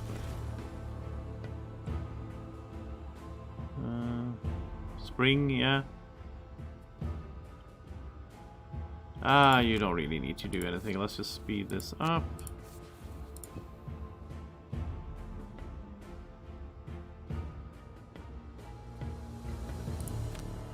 This is always fun. Some poison.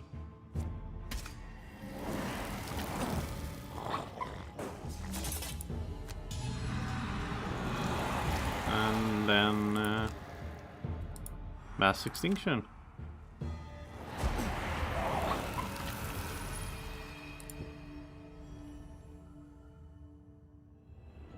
Combing through the remains of the infiltrator, you find a schedule to a meeting outside the city in a remote shack.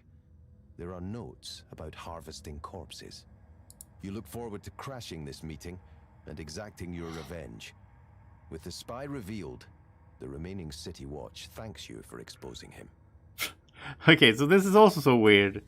So we go in here, we kill a bunch of city guards, we kill the infiltrator, and they like, oh, thank you for exposing him. Well, we also killed like 15 of your guys, but...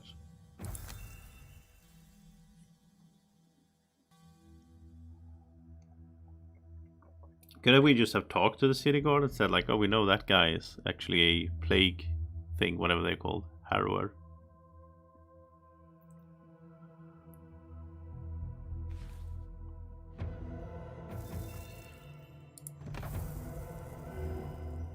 And Bloody Shack is the next one. We're earning perk points here for... I don't want to retire him though. Okay, so let's continue the personal quest. And let's do a city encounter.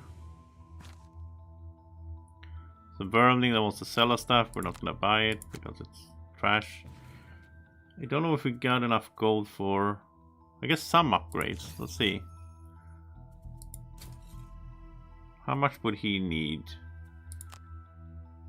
Oh, that's the splint mail he got, by the way. So this is on the next 4 sources of damage. Target you gain shield 1. Yeah, so this is the worst. Like, this is the weaker version of the sword edge armor that Quartco has. Okay, so he can sell that, of course. Oh, he's running around with rocket boots? I've totally forgot that. He has rocket boots that I never use. I think he should equip those instead. Like, this healing is nice in theory, but...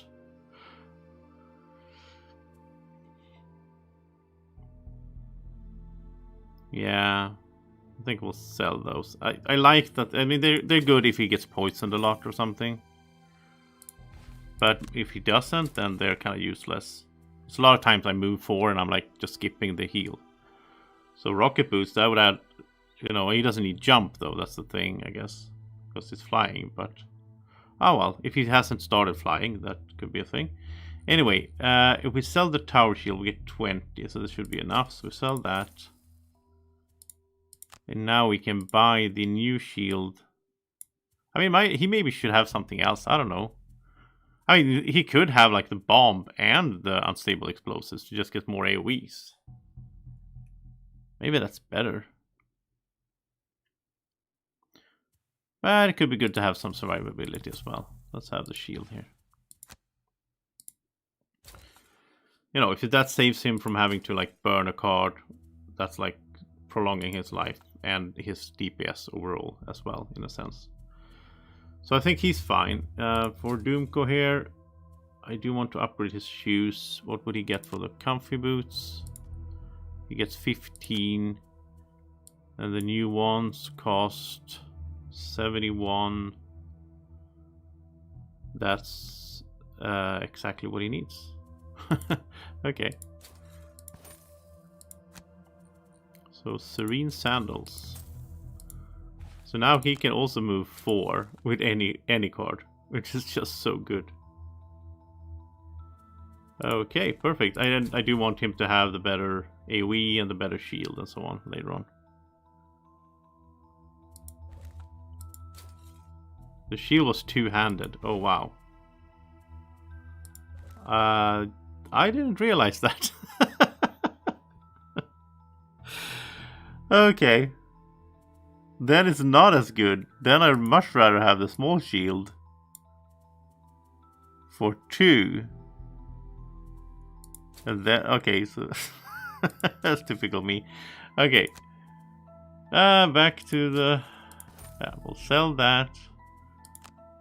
Then he can have his explosives, and then he can get the bomb as well, then I guess. If I can find it here.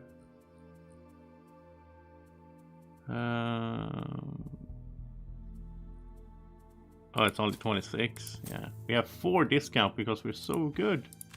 We're not evil at all anymore. Okay, so now he got what he's supposed to have. And here we just upgrade the bomb then to the explosives. For him, he has a lot of money, but I think I'm pretty happy with his items here.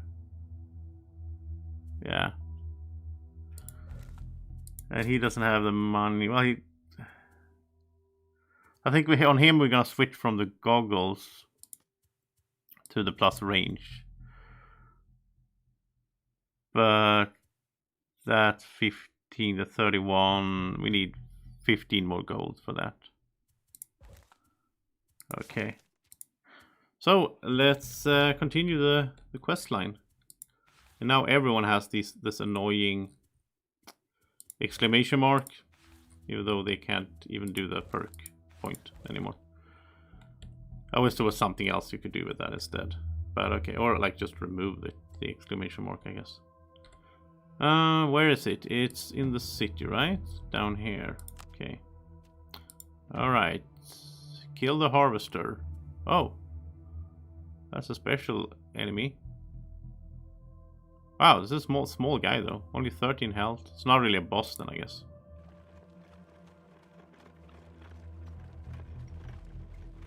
Well, thanks for the heads up there. I don't know how to say your name. Lockwitur Gaming? You surround the Lockwitur? small shack on the Hook Coast and ready your weapons. However, the owner of this place is not totally unprepared. Tall earth elementals and a patrol of harrowers accompanied by grotesque black imps guard both entrances. You spring into action, hoping to be rid of them all before they can sound an alarm.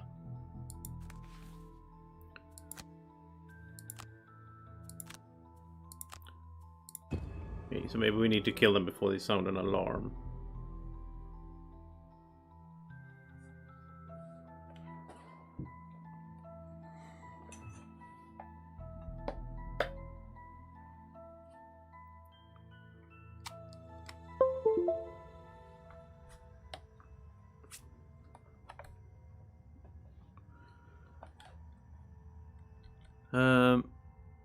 Oh.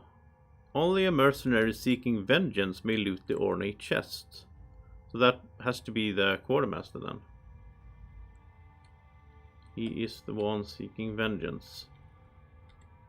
This is a weird one. Okay, okay, two of us started here, two of us start here. It's like random, I guess.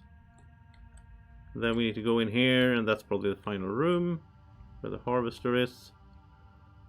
Harrower Infestor Elite. Those are pretty nasty. Retaliation 3. Black Imp Elite. There's some gold. And here we have your Earth Demon.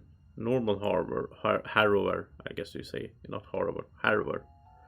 Alright, so this should be pretty much straightforward. But I gotta remember that they are in separate rooms and all that. So we can't do his aura down here, for example. Like I usually do. Instead we'll do some attacks here.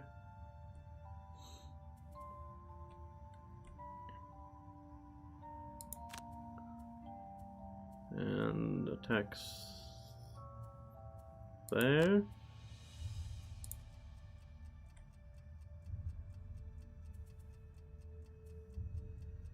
Could do that one, I guess, but I think we'll try to hit both of them using that. These scenarios are always strange when you start at when you're in different rooms to start. So like if you have two characters that really need to be together, like I don't know, summoner and someone, that could be tricky.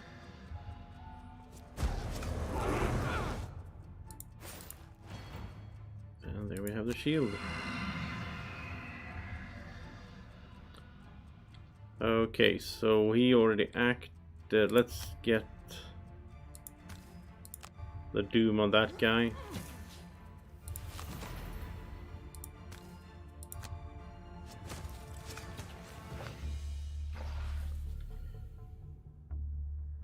Oh, he's just gonna heal. He is going to attack for 4. Wait, he's last though. Yeah, so I think it's fine to get the power core out here. I don't want it to be attacked right away, that's the thing. And here we just do double attacks as strong as we can.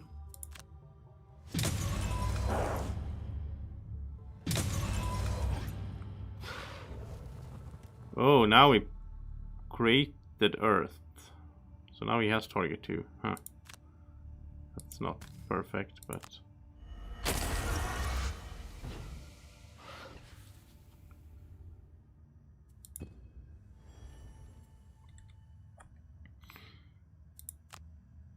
Okay, let's go for... Well, I don't know if he's gonna retire after this, maybe, so maybe the gold doesn't matter, actually. Oh, and he gets an item back and I didn't use the item. Yeah, I should always use the drill with him. Because I have a chance to get it back anyway. He's retaliating. He's not retaliating. Well, I'll save these things for later. Since we're gonna have another room where we meet up later on.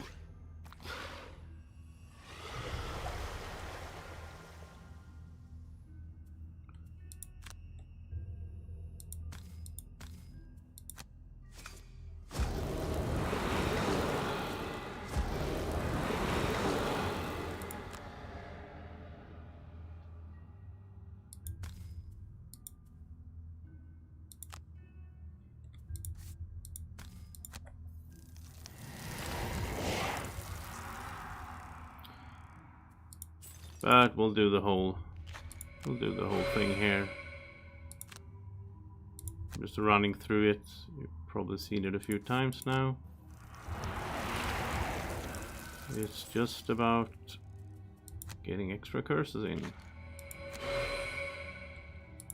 And some damage as well, of course.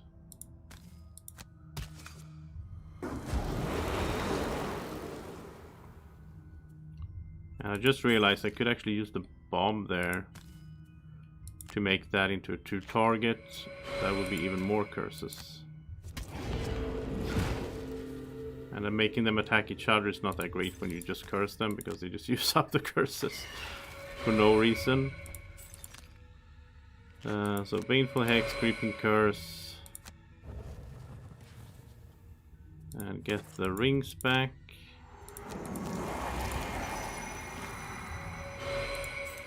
And get Baneful Hex into play before this guy acts.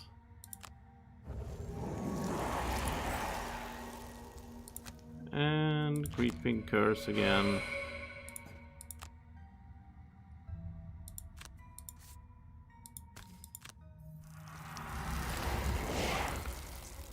Okay, so that's like 9 or whatever curses. 8, 9, 10 curses, something like that. It's really hard to see. I hope they fix that as well, so you can see that like with a number. Would be helpful instead of all those dots.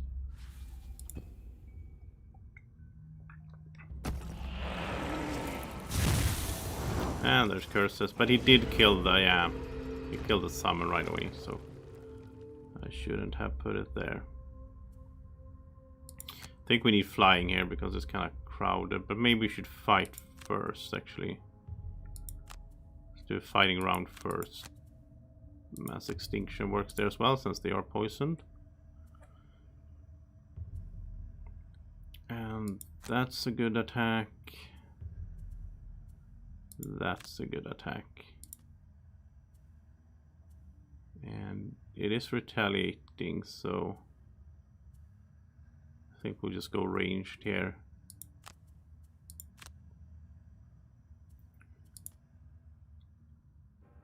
And I kind of want the Doom to jump now. So we'll do that. We'll do Wild Command because then he can get an attack off on the bottom against the doomed one. Now they're gonna add Disarm if they have Darkness. Could we use up the Darkness before their turn? I don't think we can. He's the only one that, yeah, I don't think we can use up the Darkness, sadly, so we might get Disarmed here. Unless we can kill it before that. And look at this, it can move 4 spaces using this standard move. It's so good. It surprises me every time now because it's so amazing.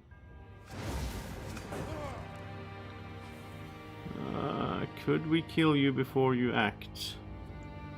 7, I don't know. I don't know if we can do 7. Oh, he doesn't even have the one I was thinking about. Okay. Well then. Then the only thing we can do is to loot.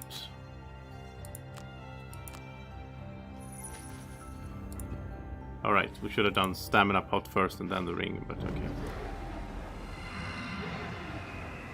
And he strengthened Muddle, okay. Okay, so now the Doom is gonna jump 3 times when that thing dies. And let's attack it.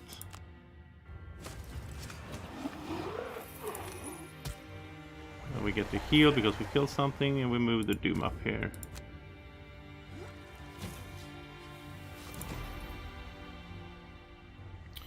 Yeah, sadly they will disarm us though.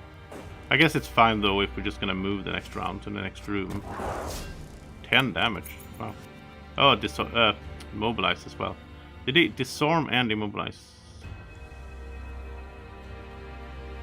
Huh. That's not okay. Let's do... actually use the top instead. We don't need extra range and so on. So then we can move on the bottom. Like his boots is one time he can add +3, which makes it so he would move 5. I mean, it would be better for him to have those boots. Now we already have 2 characters with those boots, I guess. Well, he's gonna retire, so yeah. We'll see. I think when he retires, I think we'll bring in a 4th character just for fun to keep going with like side quests and so on. I think that's the plan. Bring back some favorite from the campaign. I'm not sure who right now, but let's heal up.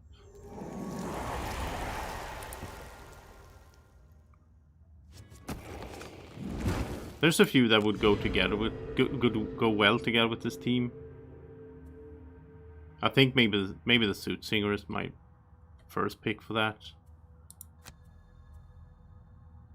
Because we do, you know, we could use some healing and support stuff.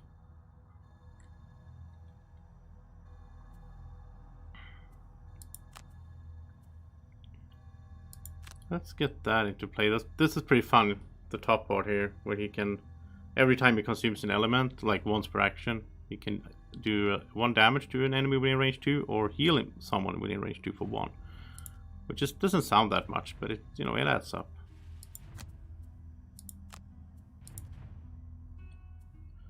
All those small heals we have, they do add up. Let's have you shoot a bit here, since the other guy can't shoot now. Well, he can't shoot, I guess. He's just, but, oh yeah. Well, he's gonna fly anyway. He can't move, that's the thing.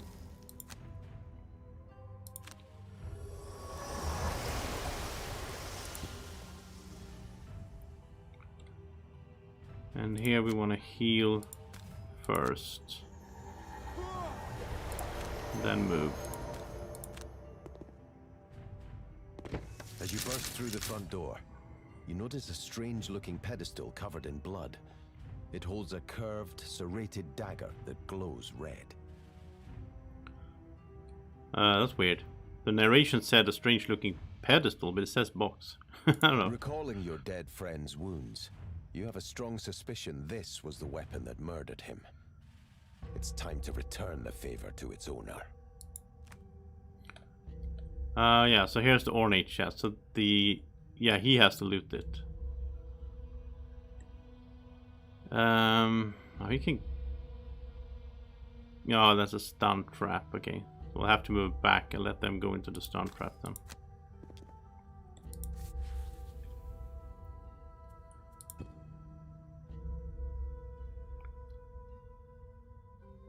And see, all enemies within range 3. That's gonna move, attack, mobilize. Yeah, let's jump over here.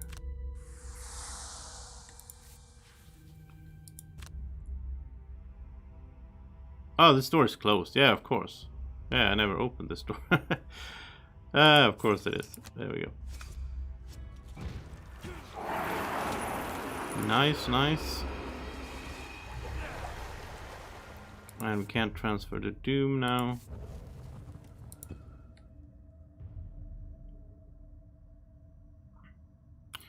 I guess we need to open the door, sort of, otherwise... Well, I guess everything can pile up down there. Oh, he's not flying? I thought the Harrowers were flying. He's not. Okay. He got stunned. I don't mind if they clog up over here and then we can do some AoEs maybe. Let's get this into play. He's not gonna reach anyone. He's moving one. So we can just stand here, I guess.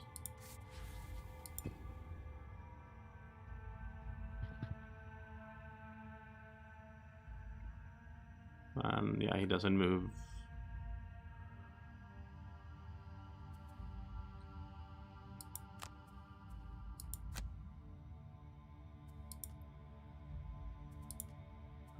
Yeah, I think we'll open the door. I'm not gonna have these guys just stand around and wait. That seems pointless.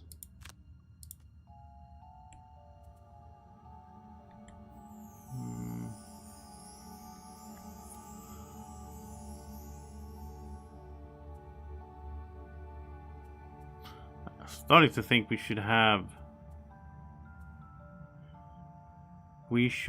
someone else have a mana potion. Because if he only has mana potions himself, then he has to plan one turn ahead. Can't set it, you know. Would be easier to do it the other way around.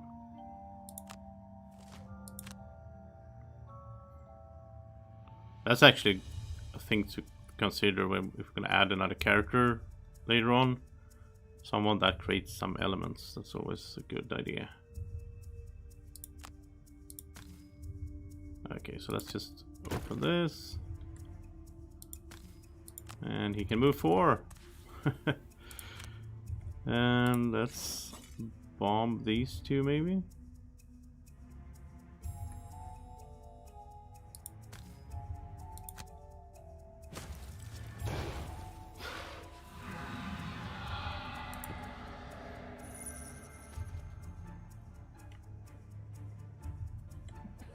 Okay, so what? See, what was my plan here? I guess Manosphere. Back here, so it's kind of protected. And look at this, they all grouped up nicely like that.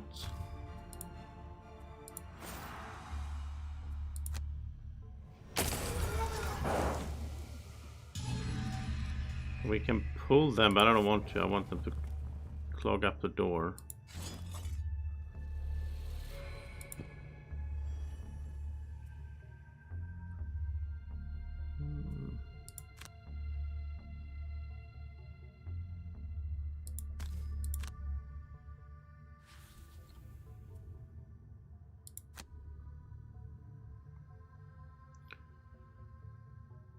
We're gonna range attack with poison. He's gonna immobilize. But we have wind, so he's gonna get -2 on his attack. That's pretty funny.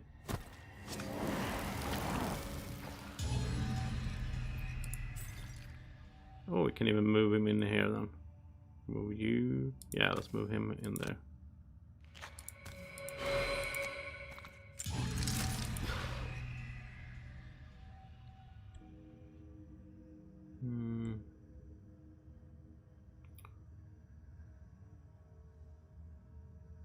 Yeah, so he will immobilize. There's no way around that.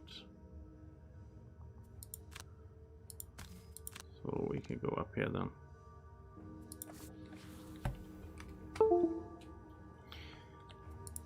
And attack for 5. And a miss. Let's see, what could we do? We could do some things here. We could get 2 cards back and use them right away. Yeah, we can hit 2 this way. And we could attack Muddle, that's good. So let's use Ring of Haste.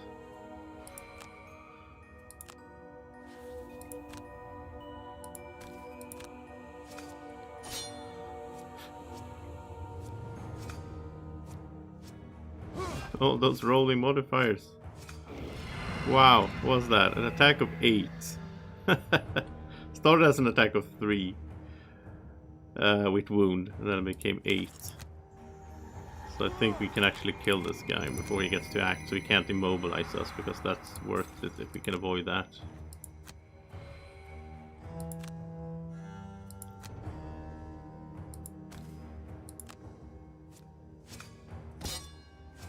Oh, you stunned him and got the item back? Okay, I'll take that. Yeah, that was a good result. And that was all because of items, really.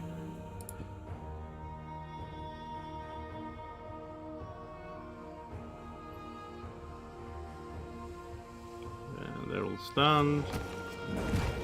And he gets 1 attack there. So he's immobilizing Plague Herald, but I think it's fine. He can do other things. He can shoot from there.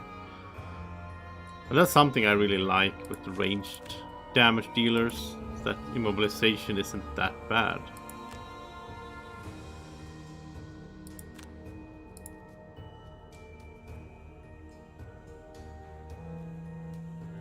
What do we need here? We need fire. Can't do fire. We can do that though.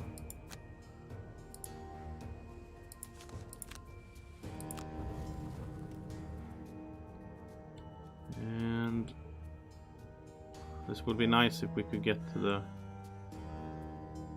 Yeah, he has to jump. I think we can do this. And from over there... we don't have maximum curse. Let's apply curses. Because it will also jump. So we can get some doom curses out. There's a curse that they're using up.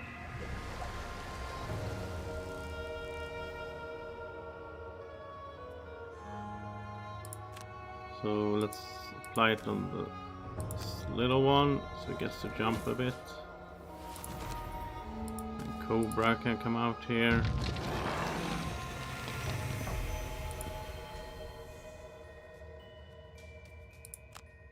And that's already poisoned, so let's poison these.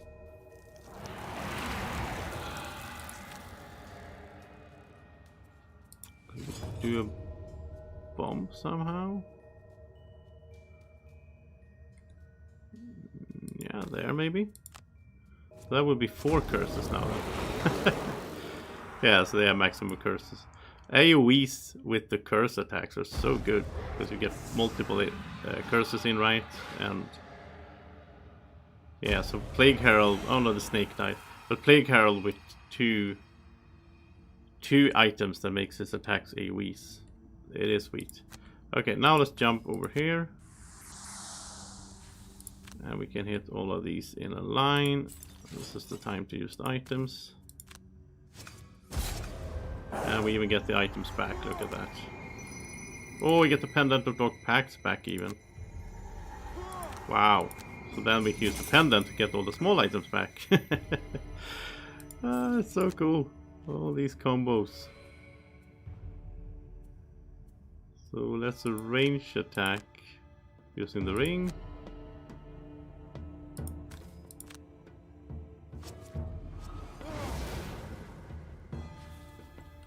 And what do we have on the bottom part here? I mean, I really like the Quartermaster. I think he is in my top 5 for his abilities. I mean, his modifiers to get items back and all that is just so cool. And there he gets an item back as well. So let's get that back. We can just keep going. It's almost silly. You can just keep going over and over and over. So now he can do a heal.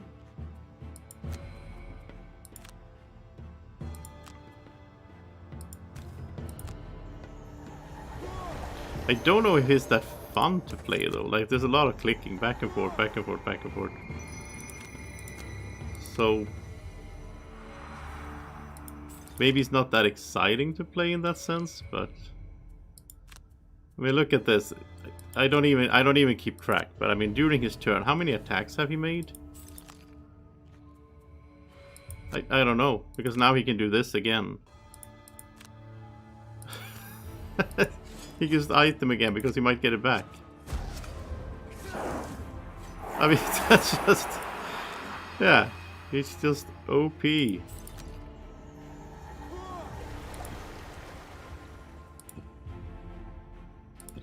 then we have to end all the extra turns. And there goes Manosphere, so...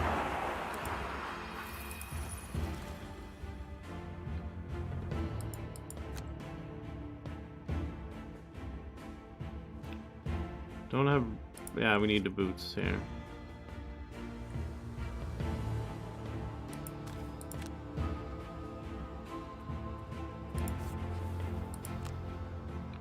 So we can do extra targets.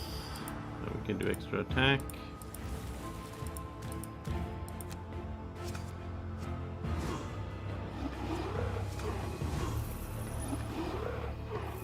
And now we can heal.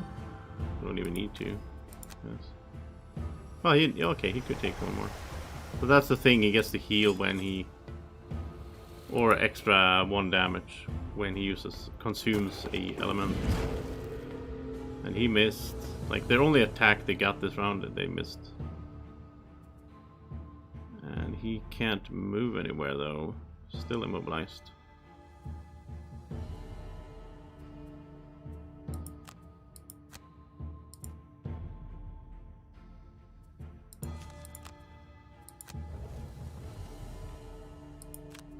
So now let's just pick up some gold, and you're gonna take the chest. And he has his loot, yeah, so that's fine.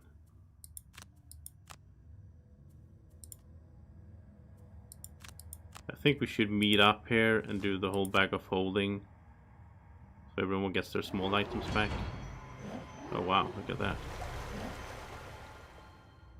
I think we should.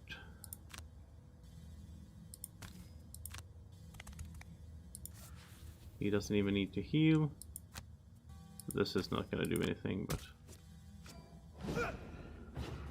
Oh, you get to reshuffle his deck because he drew the myths. Oh, he's going to immobilize again? Come on. Just constant immobilization over there. He got a bless. The Manosphere got a bless, but still didn't do any damage. Yeah, we need to get rid of this Earth Demon because he's messing everything up here.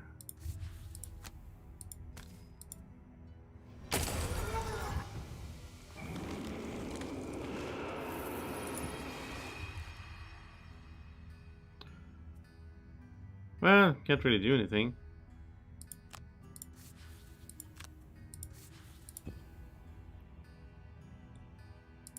So let's see what's in this chest then. Occult dagger. Okay, so I think he, judging by the story text that was earlier, I think he needs to equip that and like use it to kill the boss. But I don't know if he can. Oh, he has it equipped there. Okay, during your attacks against the harvester, gain Pierce 4. Okay. Okay, so he probably has super... He probably has like 4 armor then. And then if you have the occult dagger there, then that you get the... Okay. Because he was the only one that could open the chest, because he was the one that was like... It's his personal quest. Where he's looking for revenge for his friend. I think we want to gather up now. So if you go, and he still can't move. So if you go 1, 2, 3, 4, and he can stay here. He can shoot. He can shoot and heal. And you need to move in there, and you can long rest. Actually, that's perfect. Okay. He's muddling, doesn't really matter.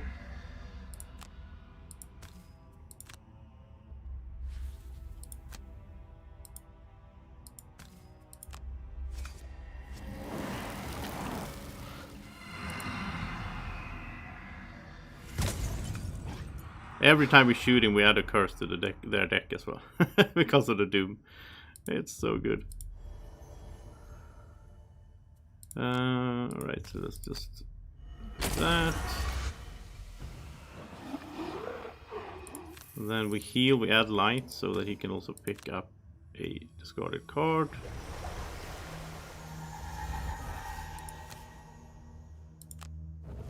And then since he consumed something, he can add another healing.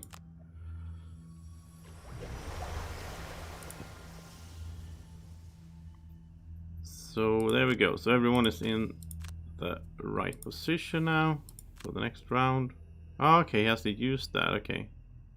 Well, it's it doesn't use it up. It's just like ongoing. And long rest. So what do we get rid of? I think that one. I don't think we're doing in that many dooms. So now we need this guy to go first.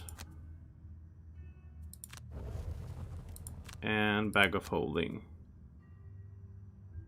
Yeah. So everyone else needs to go after, so you can long rest. Actually, it doesn't need to long rest because... Yeah, you can do that. And you need to go late, but he can do something. He can move into the next room, I guess. And he will also go late, but be ready for the next room. And now, let's do bag of holding. So everyone gets all their small items back. Let's also activate the aura, so everyone gets extra target if they're next to him. And now we have all the ring thing and the potions and everything again. We can mess around with. Can even get his summon back out, so really good stuff. Alright, let's move into the last room. It's not that big, so... Piles of rotting bones, adorned with occult glyphs, greet you as you enter the back room. At the center, a malicious human figure sits on a throne of skulls. He stands, gathering necromantic energies from the surrounding bone piles. I feel the desire for vengeance burning bright within your heart. I will feast well upon it. Okay, so he doesn't have that much health for being a boss. Shield Retaliate, and then he has Retaliate 3 as innate abilities. He's gonna have Retaliate 5, but it's not ranged. But of course the shields, he has a crazy amount of shields, so we need to do something about that. Now we have the curses ready. What? Oh, bone piles? Okay, so here it says, for each bone pile present, he gets 1 shield. Okay. At the end of the round, he heals equal to the number of mercenaries -1. So he's going to heal for 3 each round. Wow. Okay, so we need to destroy these bone piles first, maybe. Also, Earth Demon Elite and a Harrow Infestor. Yeah. Don't think we can... Yeah, we can't curse the bone. We don't need to curse, by the way. We already have max curses, so... Let's just shoot the bone piles then.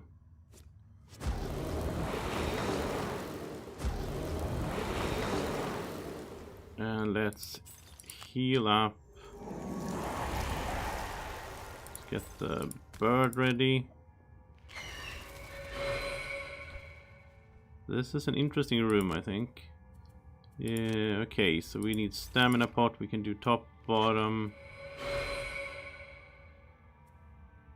Actually, yeah, if we immobilize these 2, that would be helpful. Let's do that. Can he be poisoned? Oh yeah, he can. He doesn't have immunities. Okay. Well, then let's poison everything as well. So we do this one for immobilization.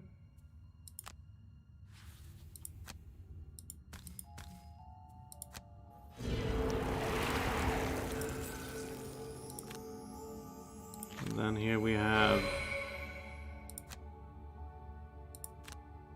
poison and attack, I guess, as well. Oh, there's a stun even. The immobilization wasn't needed, but you never know. Let's also make you attack that one. It had retaliation, perfect.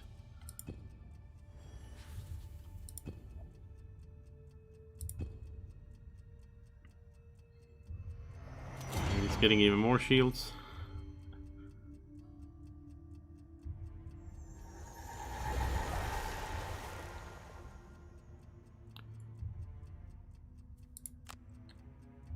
Okay, let's get in here.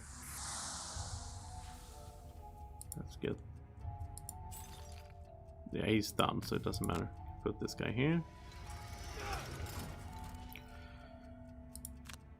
And then we can attack for 3.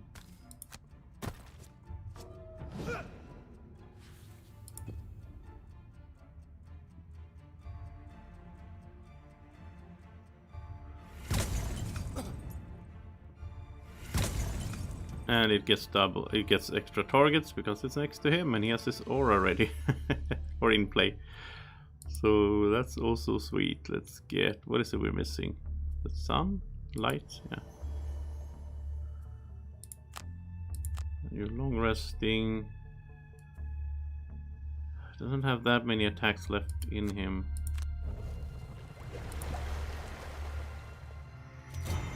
And it heals for 3, yeah. So that's gonna be annoying that it heals every round, but just need to get through those shields, really. That's the thing.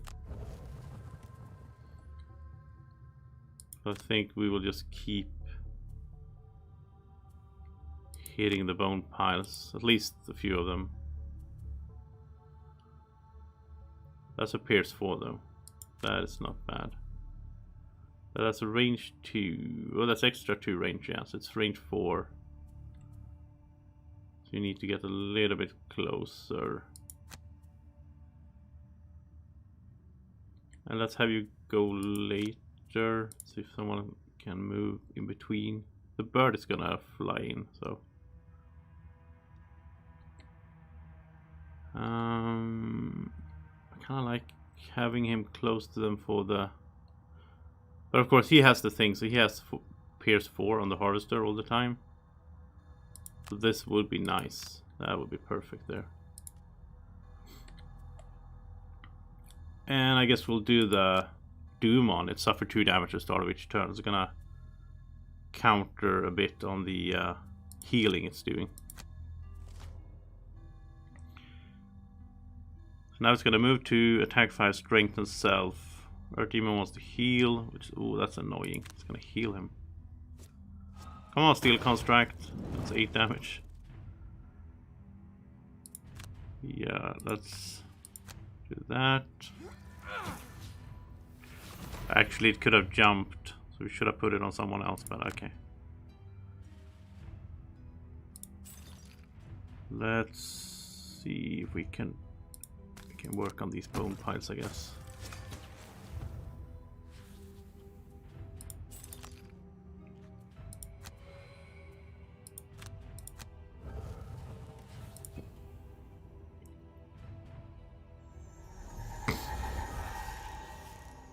And he didn't have anything to attack.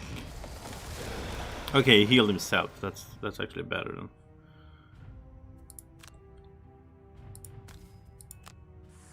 So now let's use this dagger or whatever it was. Occult dagger. So that's gonna be 4 pierce, but only on the guy. Oh, look at that.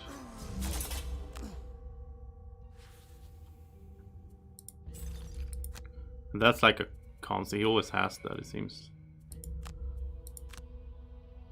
He can do that. I mean, he has all his items back, right? All the small items from the bag of holding. So that guy is dead, basically. Yeah, but he didn't even need to destroy the bone piles then.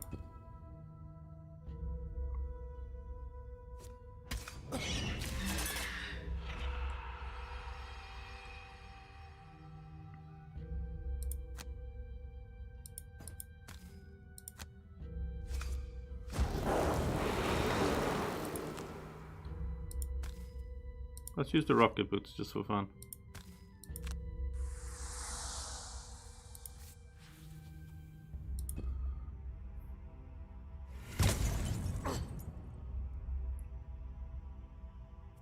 And yeah, he's gone on his turn anyway. So let's be smart and pick up gold instead then.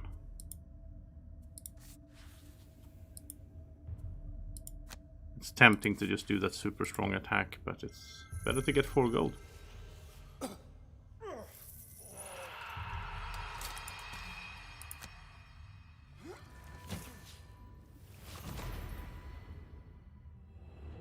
Bloodlust is a strange thing.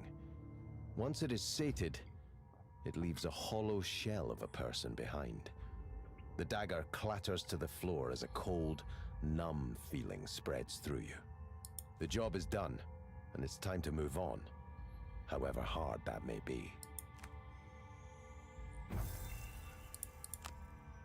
Okay. That was fun. It's fun to get these quest lines. It's like personal quest lines.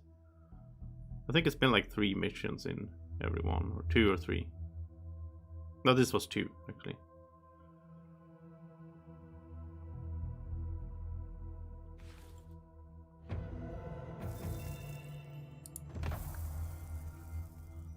So, retirement time for Quartermaster. He's been very helpful.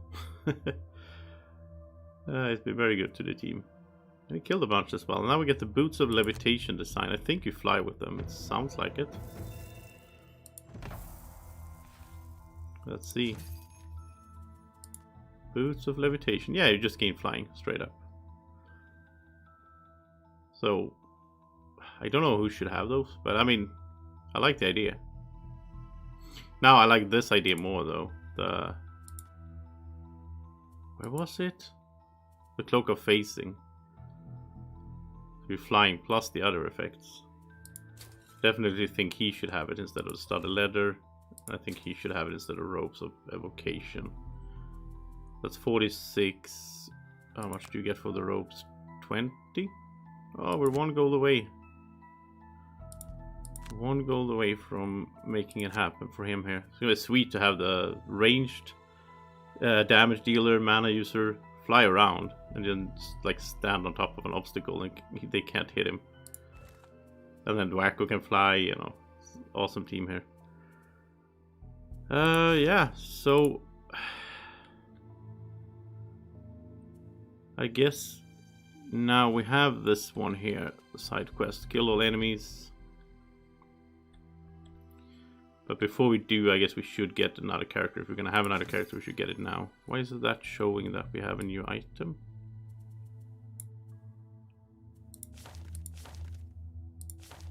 That's weird. Why are you showing that we have a new item? Huh, that's a little buggy. Because we already looked at the items. I don't know. So we'll save money. We have a city encounter. It's the one we can go as logger. We get a prosperity, which I guess is good. You know, we still have some. We can level up Gloomhaven to level 9 there. But we can create a character now, and we can just make it level 8 right away. So that's cool, and then we can go for the side quest there, I guess, tomorrow. So let's create a character here. What do we want? There's a few that I'm thinking would be a good fit for the team. And by creating a new character, we also get a new personal quest, which can lead to a new quest line. So that's more fun gaming to do as well, right? I was thinking a little bit about the Sunkeeper, because everyone is ranged. So having her be like the tank support could be pretty fun, and we haven't played her in a good while either. Let's do that. Let's do that. She can buff and heal and so on. We played the Suit Singer fairly recently, even though I liked it, but I think it must be like 2 weeks at least since we played this one. Let's do this just for fun. Second Sun, since it's the second one. So, merchant class. So this would be... Oh, no quests here though. They only lead to items. I don't know, we're gonna run out of these, but so this is to have 2 items of like each different things here. It's gonna take a little while to do that. This is complete 2 scenarios in the Lingering Swamp. Oh, this unlocks a new quest line and so on. Okay. Yeah, that's cool. We'll go with that then. I think we already have Wand of Brilliance though, but I want that quest line.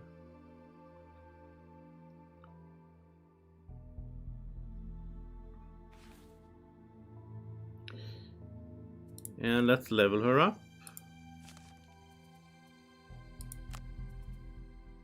And last time we had her, we went pretty much on her being able to attack a bit as well. I think we'll make her more tanky this time, since we have the other guys doing all the range damage and all that. I think we'll go for a tank build, whatever that is. One adjacent ally may immediately perform an extra turn by playing 2 cards from their hand. That's a cool thing. And heal 3, target 2, if he has sun. She generates a bunch of... It's called light, not sun. She generates a bunch of light as well, and then she can use it. Let's keep leveling up. Attack 4, target all adjacent enemies. That one we had before, and that's a heal on the bottom. Well, this is an attack 4. All allies within range 5 may perform move 4.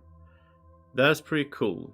It burns the card though, but it's a cool effect because if we have some summons out, that will benefit them as well.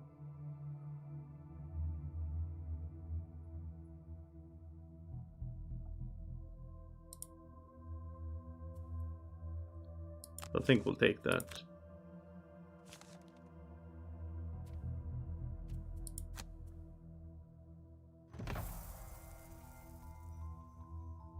Oh, we need this one, blessing everyone adjacent. That is so good. We had that earlier as well. That's a really good start as well. You can just start by blessing everyone, and blessing those damage dealers, that's going to be helpful in the long run, right? I need to take a quick little 2-minute break. I'll do this in the middle of this. Why not? I'll be right back.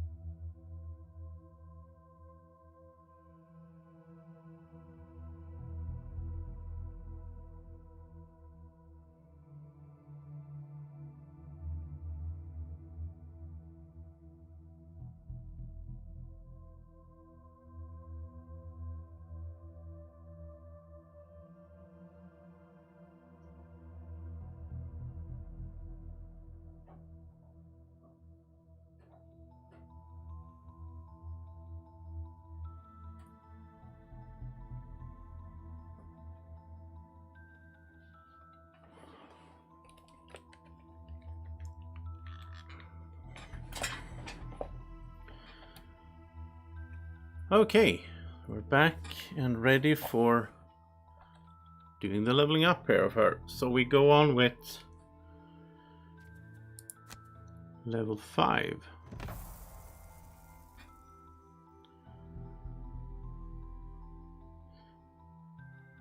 And let's see if, yeah, there we go. Attack 5, and this is cool here. Plus attack, and then it adds advantage if she has sun. Move 5 bless everyone she moves through. This is retaliate 2 on self, which is a permanent ongoing, but it deducts 1 attack from all her attacks. So that's more tanky, I guess. Yeah, so I think we'll go with that then. We'll try to have her in the front so she takes the attacks and just retaliates. Level 6.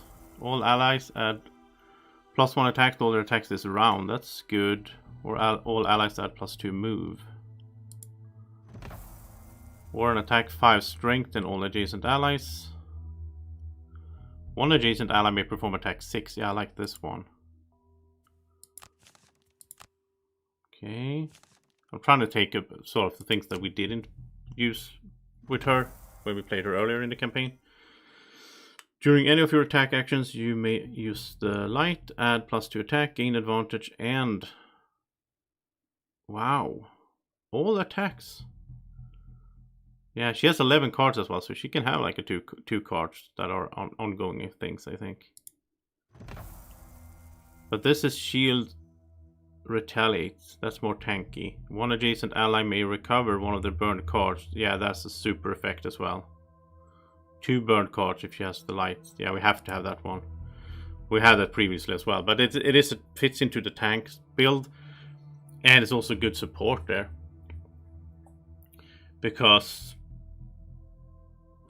I don't know right now what is great cards that we burn. We don't burn that many cards. That's how I built my characters. I usually build them like that.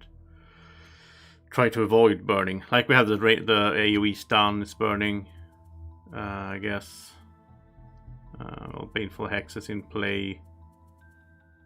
I don't know, do we have any... I guess if we get like the snake out and then the snake dies, we can get it in again. Yeah, but overall it's good. I mean, because you burn cards as you go through the scenarios, so being able to get cards back means you can keep going longer. And then level 8. Attack 6, stun, wound, move 4. Or 1 adjacent ally may perform attack 8. Or kill a normal or elite enemy instead. That's a cool effect. All allies within range 3 may perform attack 4. That's amazing. If you can make all these guys do an attack 4, right? Yeah. And back when we played her early in the campaign, we only had 3 characters. Now we have 4, so she's gonna be a little bit better in that sense. So let's just start here. It's 1, 2, 3, 4, 5, 6, 7, right? So we need to... I like this one. Heal 1, affect self and all allies when in range 4. That's good against like poison or wound. It's also good together with his mass cursing card or mass wounding card.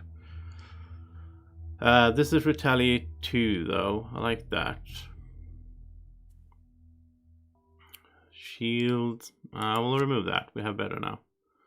1 adjacent ally may recover 1 of their burned cards. That is an awesome effect, so let's keep that. 2 discarded cards. Well, I like both of these. Like supporting less than strength, then is good. Remove this then. I think we have to remove that.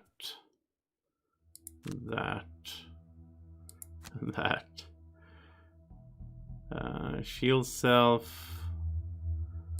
No, I mean it's a tanky thing, but I don't think I like that. She needs to be able to move around as well. She can heal all damage on an ally. They don't take that much damage, I think. They usually have ways around it, like the curses lowers the amount of total damage we take and so on. I like that one though. Move to bless adjacent ally. And that one, so maybe remove something else. Yeah,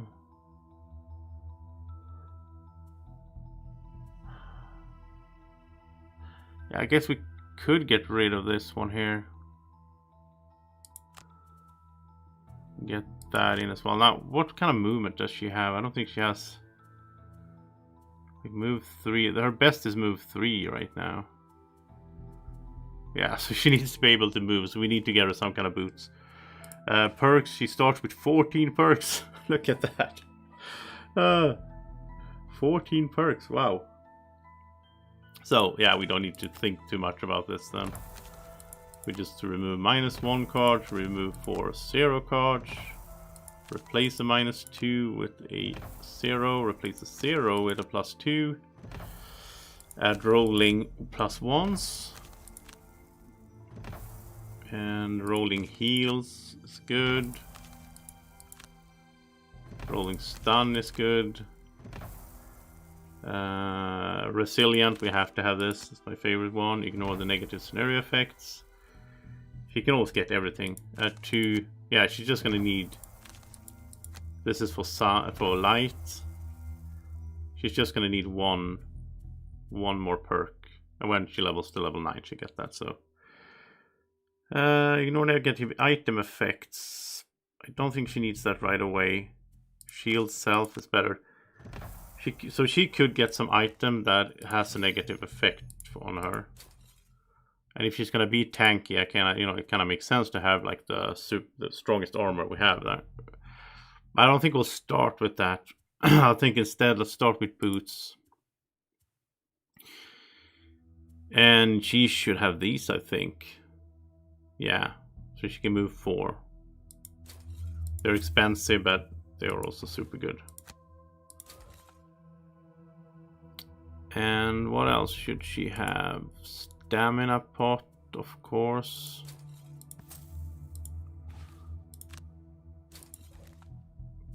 Hand items. It's fun to have a melee fighter now as well, because we have a lot of different swords we can use. I mean, like this would add light or use light to get +2. Problem is then she needs to use light for other things. And I mean, elementalist likes to use the elements. This is pretty cool, like add curse, but it's one time, of course. I think one of these would be nice actually with her. Like this one here, the sight. So during a single target melee attack, turn the attack into an AoE. Because she doesn't have like any AoEs.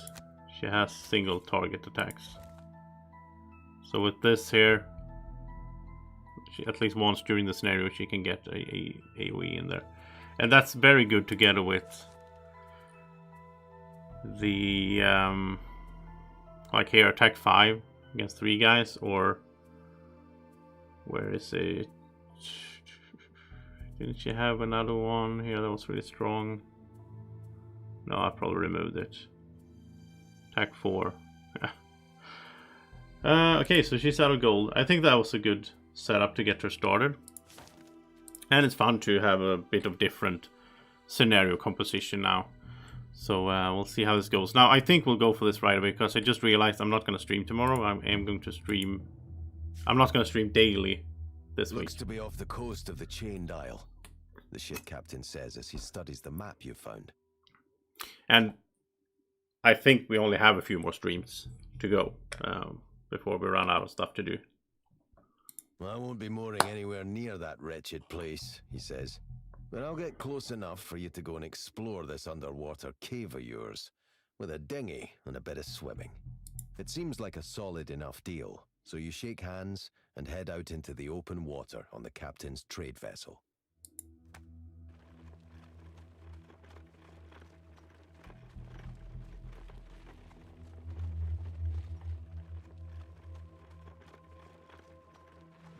Not too far out to sea, a large mass of land appears on the horizon. After another hour, The captain drops the sails and the ship stalls in the water. Close enough, I'd say, the captain says. Crew's starting to get shifty. We've approached from the west side, so you should be able to find your landmarks when you get near the shore. We'll be waiting for you here when you return. Though if the spirits take you, we won't be waiting too long. You board the dinghy and begin rowing toward the island. Luckily, it doesn't take too much time to find the triangle of rocky outcroppings along the coast, detailed by your map. Rowing to their center, you ingest the horribly constricting breathing spheres and dive down beneath the waves. After getting your bearings, you manage to see a conspicuous tunnel and swim down through it until it turns upward, and you emerge from the water into a beautiful earthen cave full of colorful, crystalline plant life. In the distance, you see a pool of water that radiates a vibrant shade of blue. Unfortunately, you also see the more hostile forms of life that inhabit the cavern. Oozes stir at your presence and advance toward you, hungry for an easy meal. Well, we love oozes.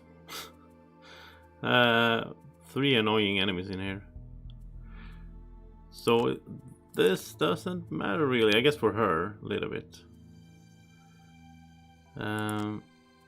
And for him, because he would retire if he gets like 8 more of these, which I don't want him to. Well, that would unlock a quest, I guess, so that's a way to find more quests, and we do want to do that, so yeah. I guess we will have to go for it. So be the first to kill a monster. How many did he have to go? Oh, okay, so 9 more. Yeah, so we'll have him for a good while. So that's cool.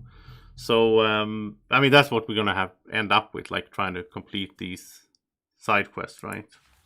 Like a side quest here. We can just make it, we can do this anytime we want. We can just give him an enchantment. That will retire him, unlock a quest. And same goes here for Plague Herald. We just go to the swamp. Which we actually need to do for her. We need to do 2 quests in the swamp. So then he will retire. Okay. Alright, anyway, let's make sure he kills the first monster.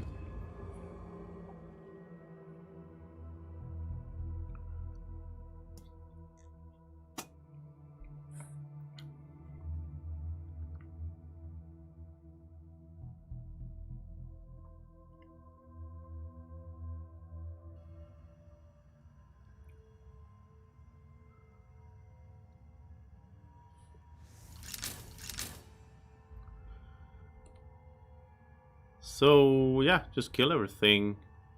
7 damage traps, and that's it.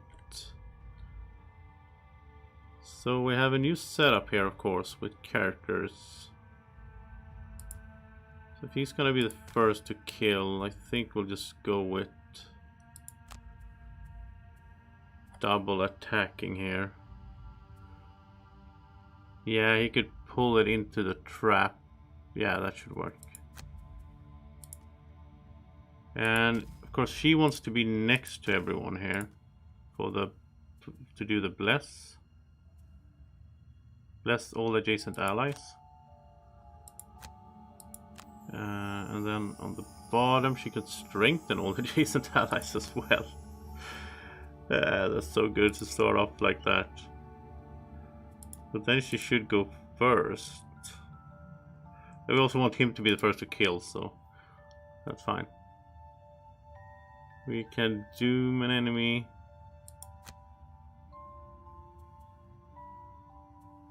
And let's make sure the doom jumps right away. And over here, I am getting a bit bored of you, Plague Herald. I love the Plague Herald, but I've been doing it so many times now, his curse setup. So it's getting a bit repetitive. So that's actually fine then. We can just, after this, like next stream, we can go to the swamp for her to get her something done, like one of her 2. Then Plague Herald goes away, we'll bring in someone new. That one will have maybe a quest after we retire it. And we'll keep doing that until there's no more quests to find, really.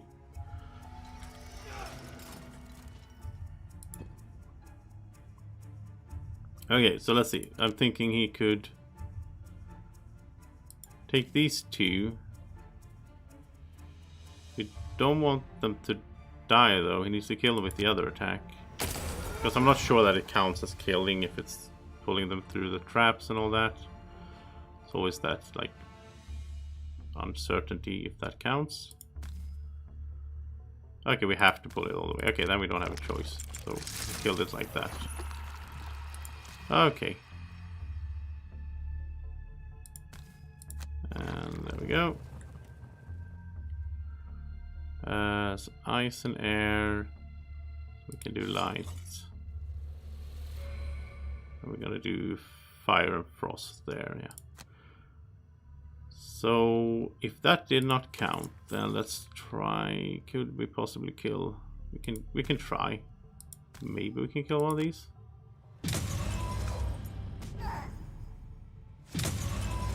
No.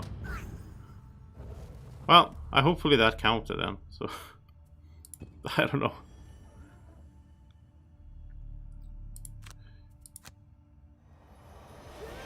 I don't mind a character having. Oh, she has light. She can affect everyone within range 2. I don't mind a character having a standard opening move for the first round. It's just that the Plague Herald is like, that's like a 3-minute thing he's doing every scenario. I don't have to do it, I guess, but that's like, that's where his strength is, right? So many small attacks with curse. So we have a lot of curses in our decks now. So let's, let's curse them back. Yeah.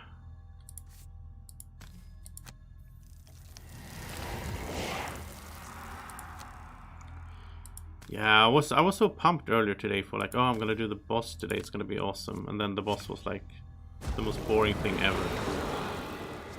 This scenario is more fun than the boss was. So.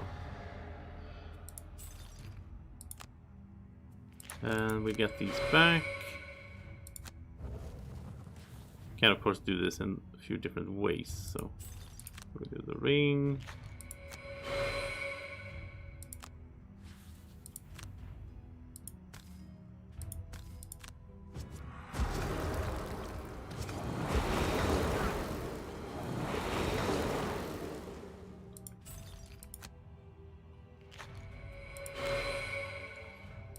And here we do Baneful Hex because then we get 3 curses instead of 2.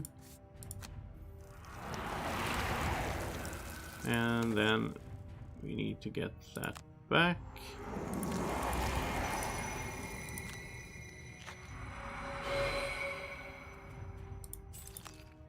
So there we go.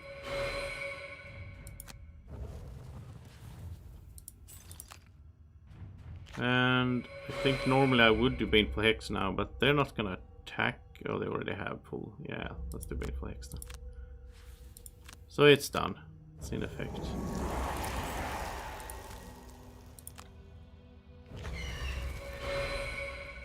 And I should start with the Heart of the Betrayer before I do all of this, so that when they attack each other, it's an attack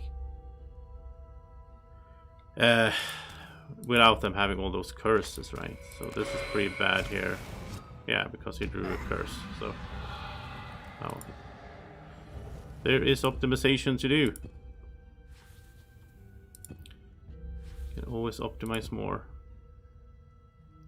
And oozes are just going around looting and healing.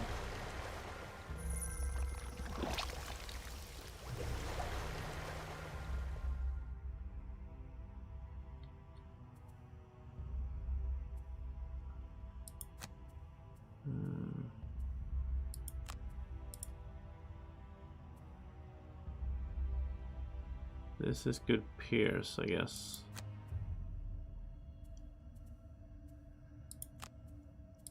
I have all the elements ready. What are you doing? Been a while since I played her. Let's see how we do use her the best. Bless the strength then is good, of course. Kind of want her to go up and be in the middle of the thing. So She could move there. Stun. She could heal. We don't really need that much healing though. I like her having a heal there on the bottom though. Maybe get her ready. What was it she was gonna do that was gonna get her ready here? Retaliate 2. Yeah. She always has retaliation 2. And all allies when in range 3 may perform attack 4. That's a great one here. Because everyone is next to something. We'll go late as well, so maybe these summons can get close to something because they're also allies. And we are strengthened now, so of course we should do some cool attacks. Maybe that actually would strengthen. Yeah. Oh, they're gonna push and poison and stuff? Yeah, there goes the summon, so he's adjacent to something when she uses her thing. This would have been a good time to put out like a snake or whatever. But okay, let's do this. Just hit everything.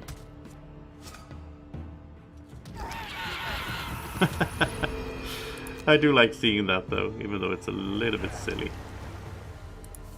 Let's move the curse. And as I said, by now, because the power creep or whatever it's called, by now I should have maybe raised the difficulty level. But I'll just do that for grinding. If I'm doing new scenarios, this is a normal campaign, so I'll stick to normal. Otherwise it would be kind of weird to judge how hard a mission is. I must say, since we started this whole campaign like a month ago, which is insane. I've been doing daily streams for a month. And we started with 2 characters. And then we went to 3, and now we've been doing 4 for a while. I must say 4 is the way to go if you're playing solo. As long as you can handle it. But I mean, yeah, why not? It's just this sort of increase in your effectiveness compared to the increase in the difficulty level. It's absolutely worth it. Okay, so we don't even need your strong attacks now. Yeah, we don't need any of the things we planned really, which is crazy. So you can be healing a little bit instead then.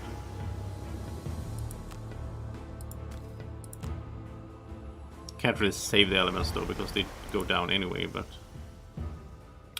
So now this is worthless because they're not adjacent, then that's gonna die on its own. So then that's, you know, she can move 4 on her own. We can get this into play though. Retaliation 2 from now on. That could be nice. This also gives her XP. You know, we want to get her to level 9, of course.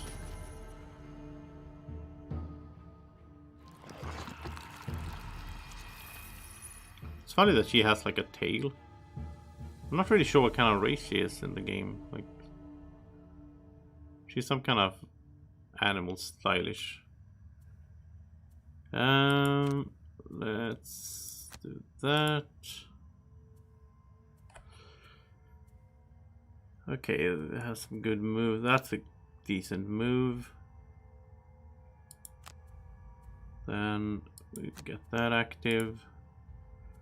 Now I want her to go straight in and be retaliation mode. So we'll just take whatever card. She can move 4 with any card, so. Move 5. And put the Cobra out.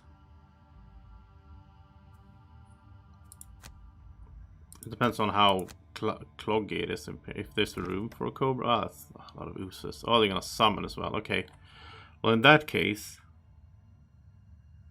then oh, there's water in here as well. Yeah. Okay, so this can't summon into water. So in that case, let's definitely summon. We can block them a little bit.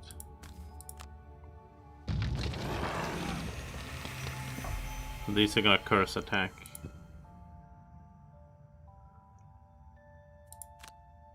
And just keep blocking here now. And now she doesn't need a retaliation, but that's, you know, I don't know. You could have hit them instead, I guess. That would have been better. Yeah, end their turn.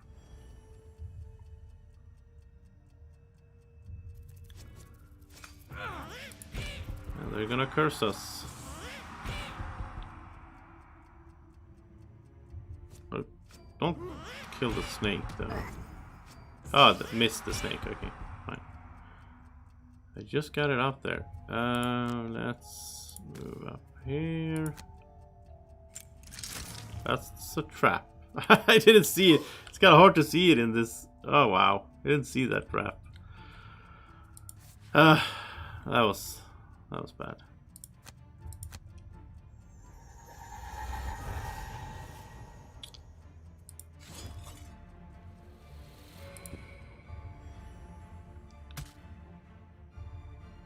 And let's see, can we make it all the way? Yeah, we can. We can go there. So now they can't summon. One of them will summon there, but that's it. We can AoE them. Why can't I see? Oh, it's that. Okay, so we need to rotate it like that. No. There we go.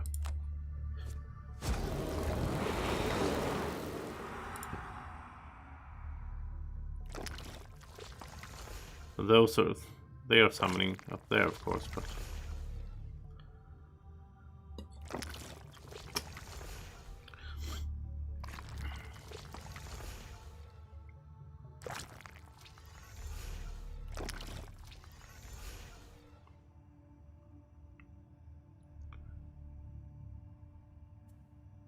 okay, multiple targets would be nice.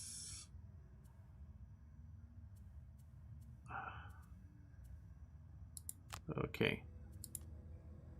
And can you do multiple targets? Yeah.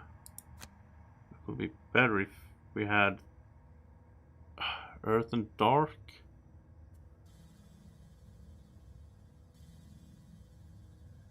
Huh. I don't think we can.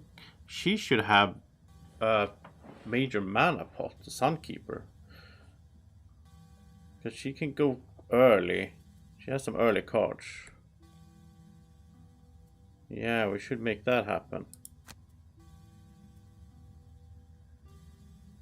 That's a super attack on a super thing on the bottom there. Like, you and all adjacent allies suffer no damage this round. That's very good in some situations.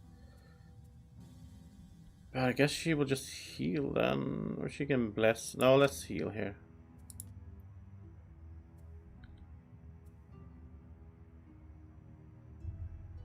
And oh yeah, we had the Doom down there. Do we still have? We have. Well, okay, we have one more jump.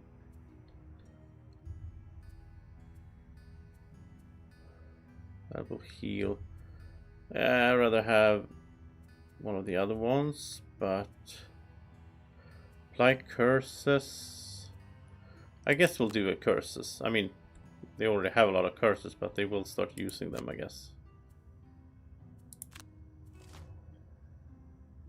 Yeah, now they're gonna attack, so.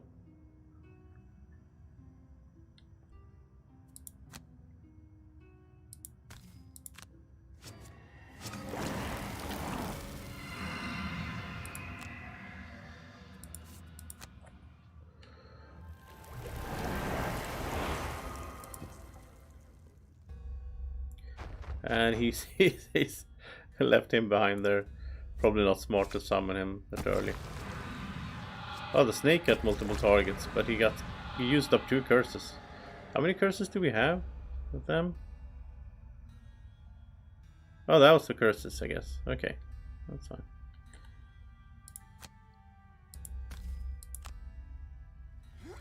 Now we put it on the guy with the most health, because we don't want it to go away. That's like the opposite of what we do with the other one, right?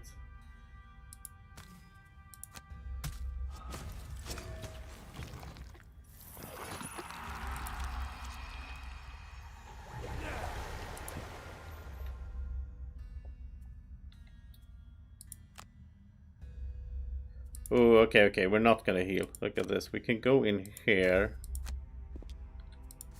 Get gold. Do the attack of 4 and this. So she can hit all 3 of them. Nice. She gets to use her item. Oh, we have no way to get the items back now. Since we don't have the quartermaster anymore. Look at all those modifiers. That's insane. All the rolling stuff. What are you gonna do? Are you gonna curse? Yeah, is he gonna curse again? No. Yeah, poison curse. Oh.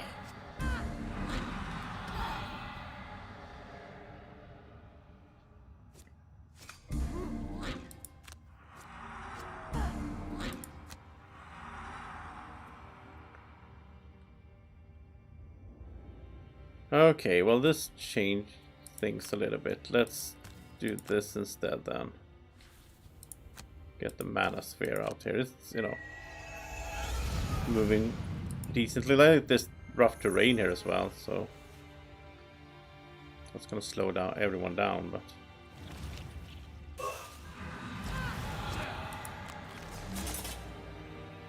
and there, it attacked her and she retaliated. That's nice.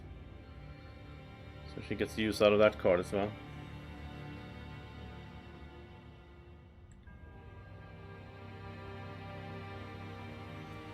And how are we doing? They have decent amount of curses already. Can't really move that much since we don't have flying yet, but we should probably get flying, right? Yeah, because of the terrain and everything. I really want those the cape where you can fly for the other guys. That's so cool. We need to grind some gold. But we'll get some gold while we're doing these, like... I mean, what we're doing now is to basically experience new quests, but then we'll also do some to get them to their life's goals. So while doing that, we're also going to get gold meanwhile, so... As long as we have a goal to go for, so we don't end up in a situation where we're just playing around. Like, getting new items is cool. I mean, maybe we could get Gloomhaven to level 9 as well. That would unlock, you know, the final items of the game. And I don't mind just keeping on playing and doing streams as well. As long as I'm having fun with it, which, you know, it's kind of amazing actually that a game that I'm having this much fun with after playing every day for a month, that's not that many games you could do that with. I tend to be very into a game I play, but then I also burn out. I haven't burned out yet on this. I mean, partly I think it could be because I had the whole idea of... Oh no, that wasn't bad. I had the idea of mostly, like, never play new content in the game unless it was on camera, unless I was streaming. So that way I had to, like, stop myself. I have played a little bit off cam, but not at all as much as I would have done otherwise. And he's pretty much dead because I placed him there. That was stupid. So that way I kept the game fresh longer instead of binging it in, like, you know, a week or whatever. Yeah, he's gone. Oh, that's actually problematic. I thought we had this, but we might not. Yeah, still one room to go as well. We haven't even gotten to half of the meter.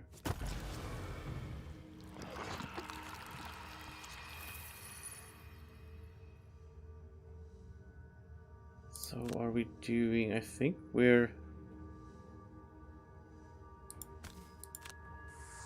I don't know about the toad though.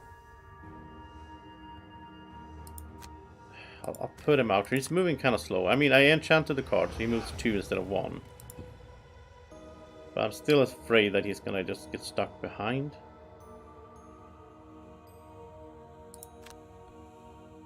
Let's use the rocket boots now. We should use them before he becomes flying, right? And I like going close to the oozes in case they want to summon next round, and I'm blocking a space for them. You can also do this now to get the nice AoE in there. That's gonna add like 4 curses. Or 3. Yeah. So keeping the curses fresh.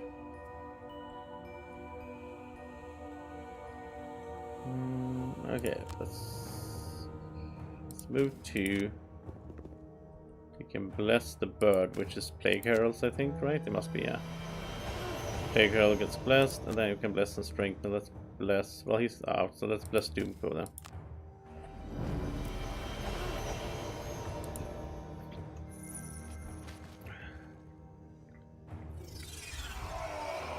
There goes the Elementalist, way too early. That was my fault.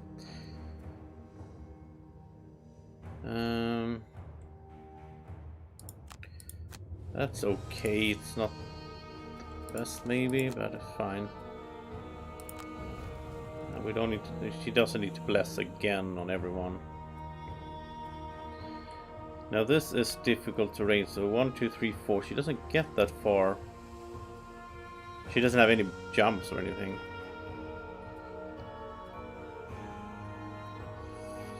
So I guess we'll do that. Then with the top part. One adjacent ally may perform an attack of 8. It's not bad. Yeah, let's go with that. If that thing is still alive. That's the thing, though. But then we don't need to focus on it. Oh, the Doom couldn't jump from there.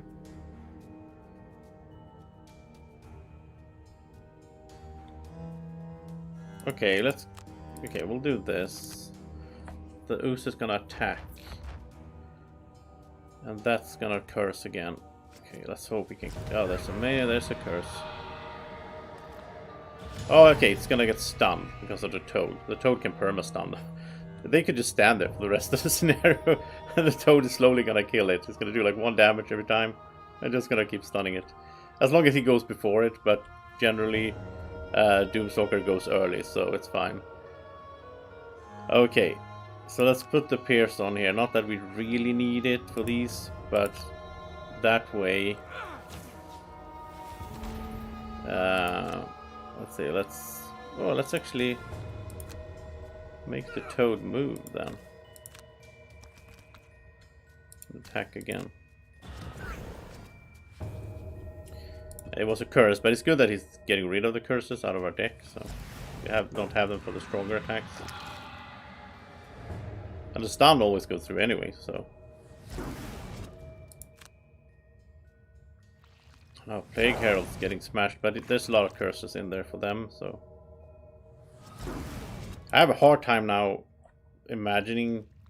Well, I mean, he's gonna retire, but I have a hard time imagining playing without him and not have any curses in the enemy deck. Like, that's just gonna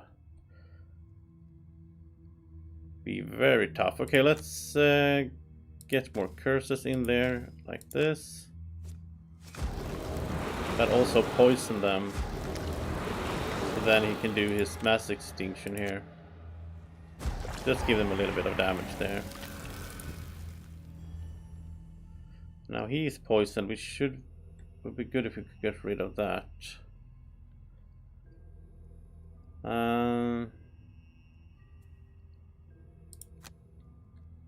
So the bird is in the way. Okay, let's go this way then. That's fine because there's gold over there.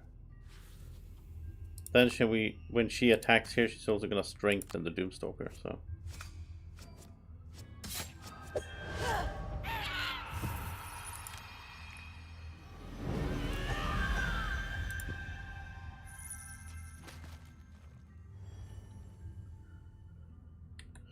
Still think we have a good shot of completing this, even though I kind of messed up there with the poor Elementalist. Yeah, but we need to get a little bit lucky with the cards they draw as well. Don't want them attacking this round. Much rather have them summon, actually. Because we can block that mostly.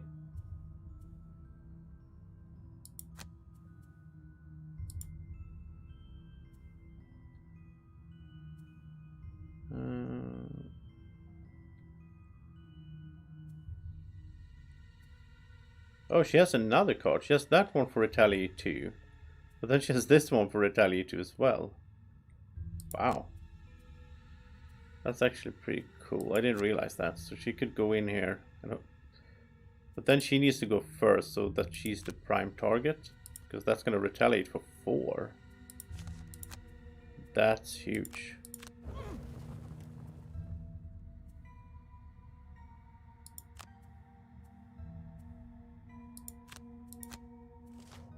Oh, they're just gonna move loot. Okay, that changes things.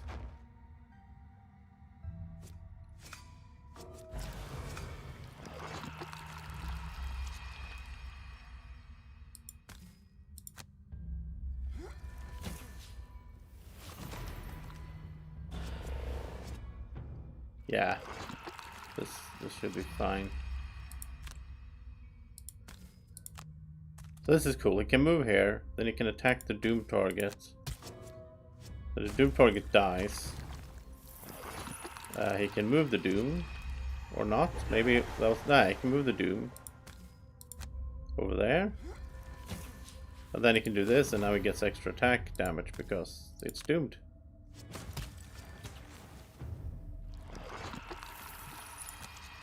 And then he heals every time he kills something as well, so you get rid of stupid poison and all that.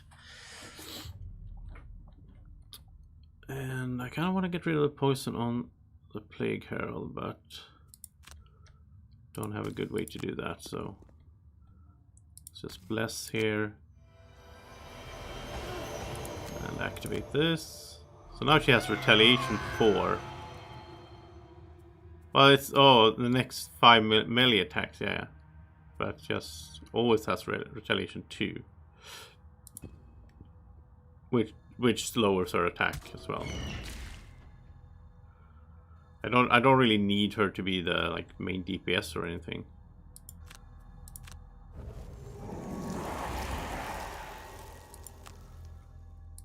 Let's open this up. See how bad it is.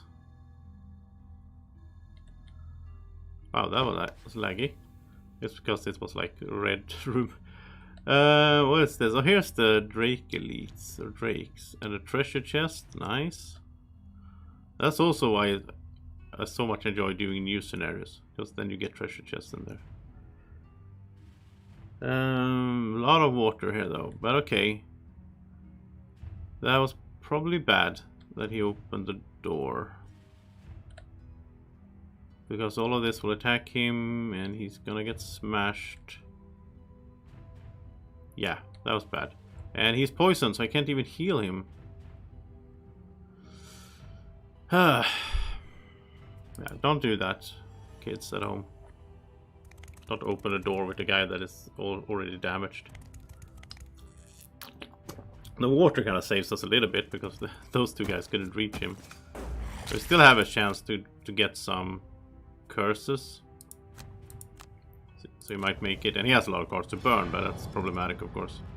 And now we get wounded as well. Oh, come on.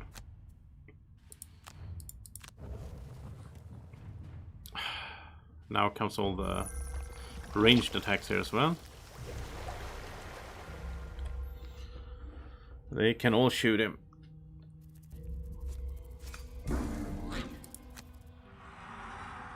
Come on, curse. There's one. Okay. It's also very good because they take 3 damage. So. -1, but still need to burn a card. Yeah, he needs to pull back after this. Yeah, that was so bad of me. I know not to do that, and then I get overconfident. He could have just stayed there and not opened the door, and that would have been so much better. But okay, let's have him model everything and then move back. Probably it's just gonna go so late, so yeah, let's do it this way. So they don't all shoot at him again. We need to get her up here. She's the tank.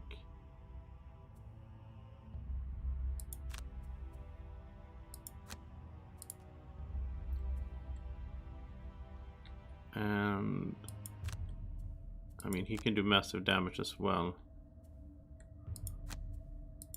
He's not really in a good position. And summons, everything gets clogged up here. Rending Drakes go first? Oh no. How? 13? Oh, there's a curse. 13, that's not fair. They double attack. Yeah, okay, so Plague Herald is dead then. That was really unlucky that they went so early.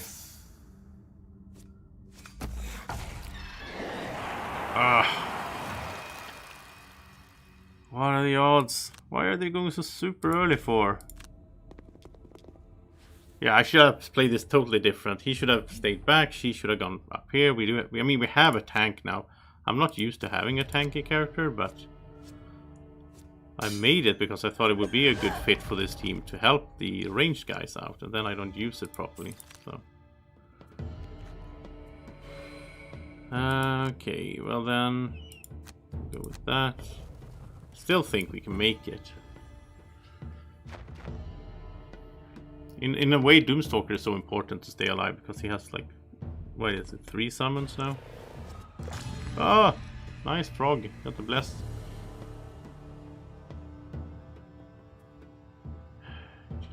Yeah, let's try to... Okay, so that's stunned, so actually this is an attack of 4 instead because these are not damaged, right? Are they? No. Or did they get retaliate or something? 7 out of 10. Why are they damaged? I don't remember.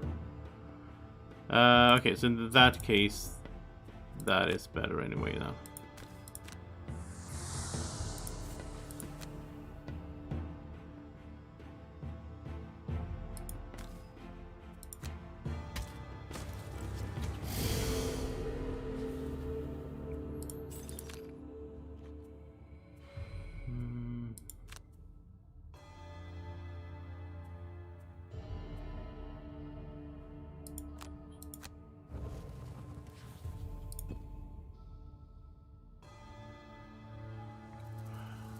The imps are gonna curse again, of course they are.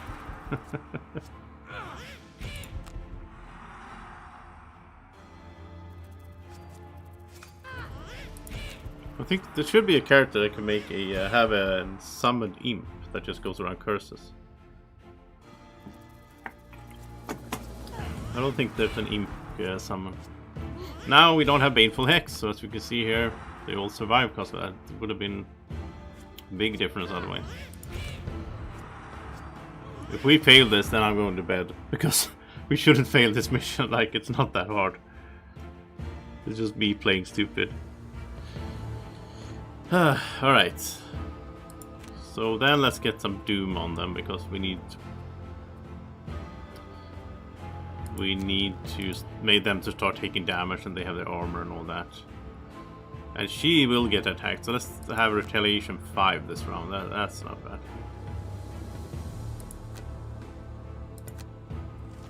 Oh, that's why they had damage on them. Because, okay, yeah. Okay, this time they just shield and heal. Which I guess is fine, because Retaliation would have worked on them anyway. Because they're ranged.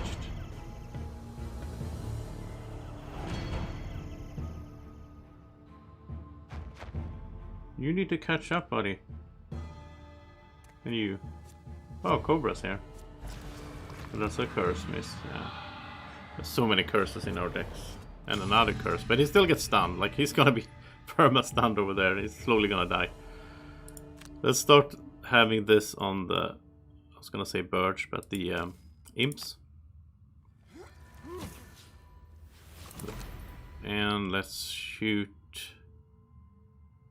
Let's actually shoot them a little bit equally here, because I don't want to... Oh, well, he's dead. Because I'm thinking... She's gonna retaliate, right? So it's better to do it that way. And I shouldn't have used... Well, it's fine, I guess. You can go to 20, right? Yeah, because she's gonna heal for 3 anyway.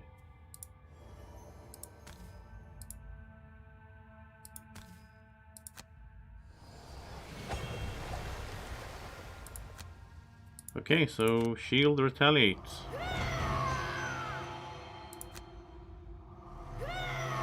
5 retaliation now.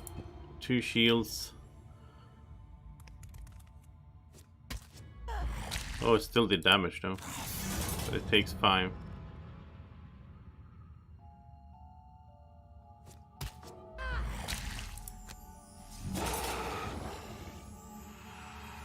I like the sort of concept of doing damage on their turns or their attacks, which retaliation is one way to do that.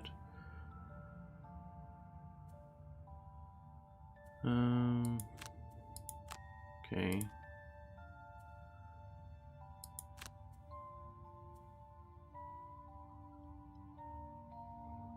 That's really good. I need to do this one at the right time, that all allies within range 3 may perform attack when we have all of our summons adjacent to things. Can actually help them move as well, but no, that will burn the card. He can recover one of his burned cards. Yeah, I like that idea.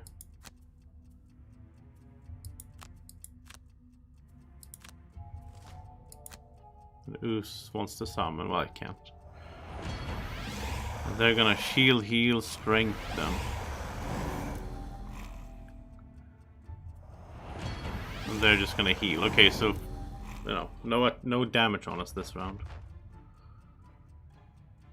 which is good. It gets these guys a chance to catch up a little bit. Come on, Toad. Ah, Toad did it. It's gone.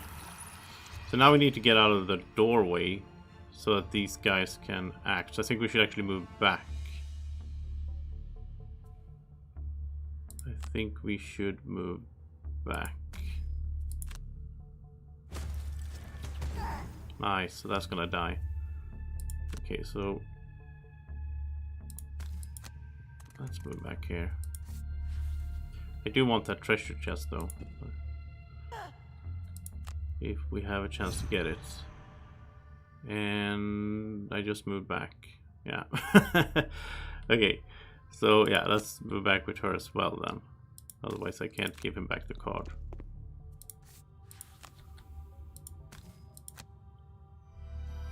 Yeah, we might have to replay this just to get the treasure chest. Okay, so target all enemies. That's a good one to get back. Yeah.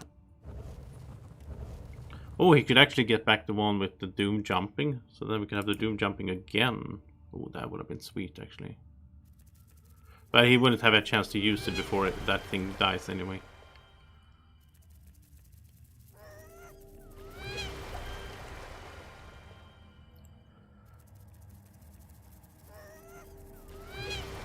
Healing the Drake. Okay, you're dead at least. Okay, so now the summons can start attacking. So I think now if we could do the... Let's see. That's a cool one. One adjacent ally may immediately perform an extra turn. That would be cool as well. But let's go with this. Let's go with the all allies within range 3 may perform attack 4. Yeah, let's do that. It burns the card, but we're almost through this mess here. Let's get the doom and attack everything. So this will be a good damage round, I think. Oh, the steel construct got an extra target. Not that he's hitting. Oh, there's double. Nice. Good job. There's a curse. And Toad is stunning, of course. I love the Toad when he gets to just act. It's like so good to have the stunnings. Okay, target everything here, which is just 2, I guess, but that's a wound as well. Wound could be important against these nasty little imps.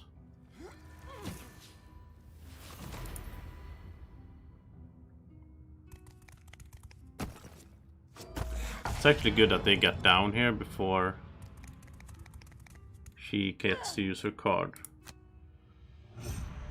Yeah, so let's see. Everyone can do an attack. So let's see. I guess I'd have to mark everyone, right?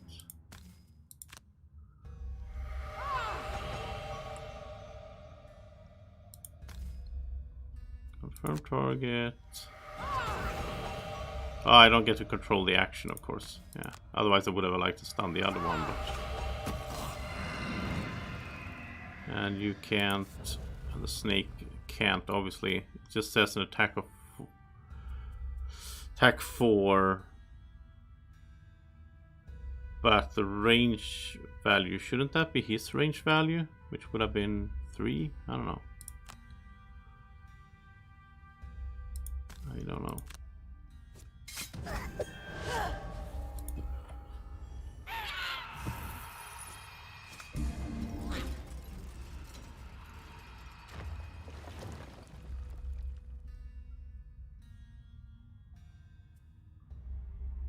Okay, so we just need to kill these with...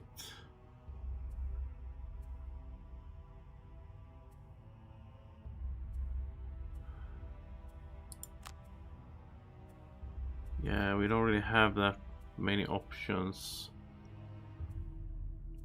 We can go that way, we can put Pierce on that so it's guaranteed kill by the frog.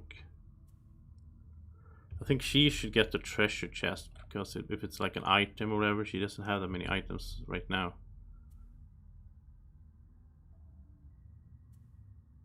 So could she get there though? Yeah, I guess next round. So if we do it this way, it might work. Okay, they're just gonna shield heal. That's actually good in a sense.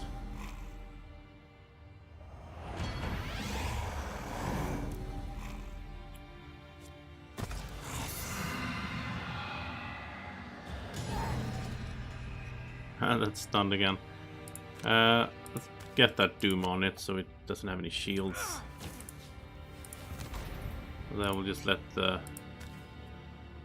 Let's stun this. We'll let the toad take care of it next round.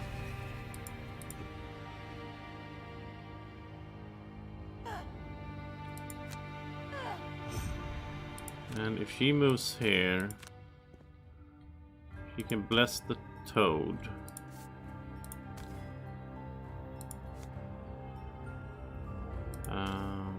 There we go. Then she attacks here. Oh, there's a stun as well. Nice. Then she's gonna strengthen the toad as well. I don't know. Toad doesn't really need to be strengthened, but...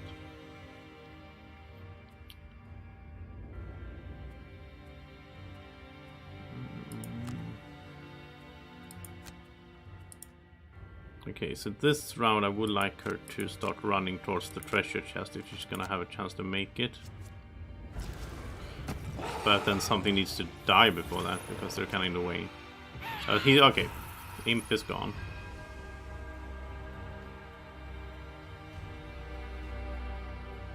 And yeah, let's do it this way. What's the problem? Why is it not letting me move there? Oh, there we go. Okay, so Toad, you can move and attack. Let's go over there and attack. Oh, +2. And that's stunned. She is bleeding out, I guess. Let's bless and strengthen.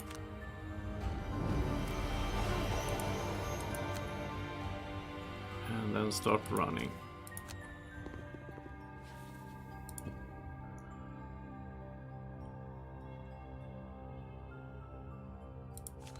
He has a lot of cards left, actually. So we are not even close to losing her, I think. And she as well. I don't know why, but for some reason I thought it was a hurry here to get up to the chest. It's not though. But it's gonna take 2 turns because of the water, right? Yeah. And I don't think she can do anything else, so...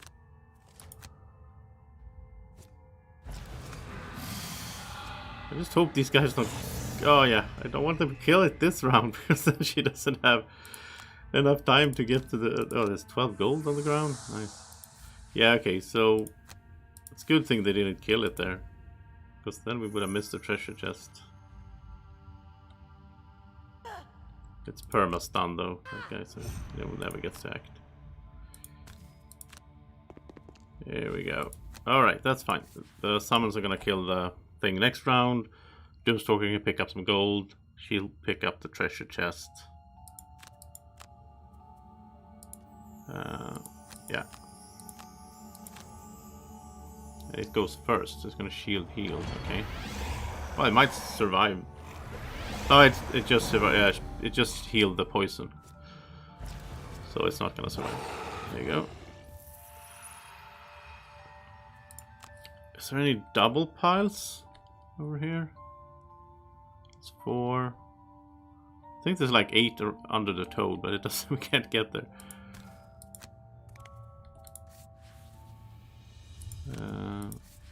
I guess we could have just killed the toad by removing the card and so on.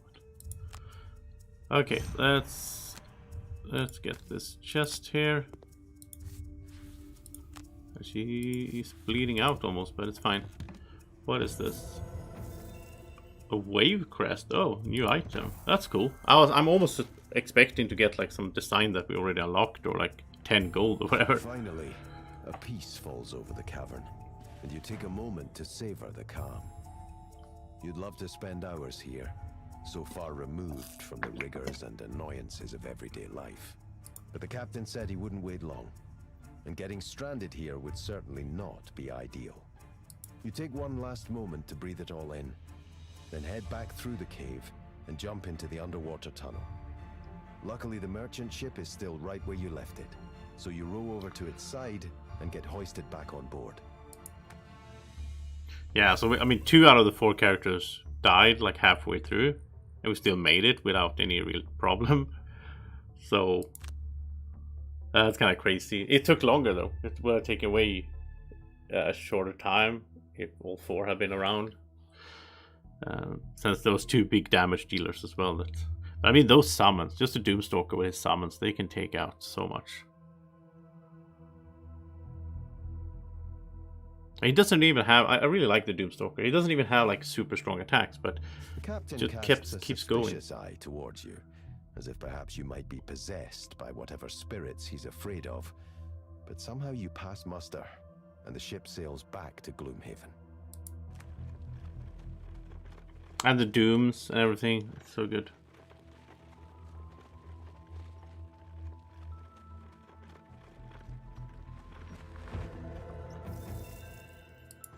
Oh, just XP. Can't use XP. Okay, so... Well, she can, I guess. We got some perk. Okay.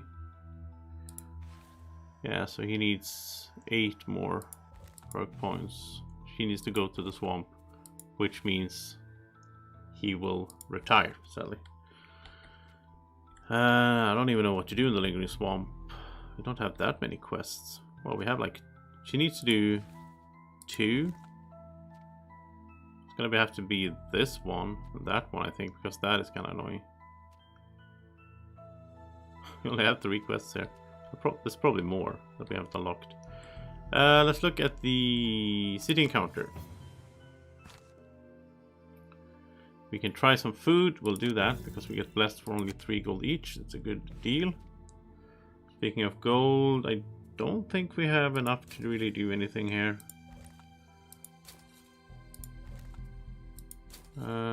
I really want these 2 guys to get gold now for the cool flying robe. But we're not there yet. I wonder if something happens if we get to reputation 20. Huh. Maybe that'll unlock some quests. I don't remember. So now, this is weird. We have done 61 quests. We have no quests for the first time in the campaign. So you could say that the game is over now. We have completed everything that was given to us. But of course we know that when we get a quest here when he retires, we get a quest to continue on when she keeps doing her thing. And this will give a quest, and this will give a quest. So there are at least like 6 quests left that we haven't played so far. So yeah. So now it's down to sort of grinding to get them where they need to go.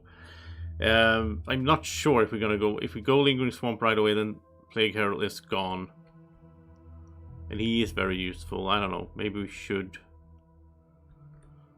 I'm gonna try something here. I'm gonna do new mercenary and just think, what would we get after the Plague Herald? We could get another Plague Herald, obviously. That is one way to do it.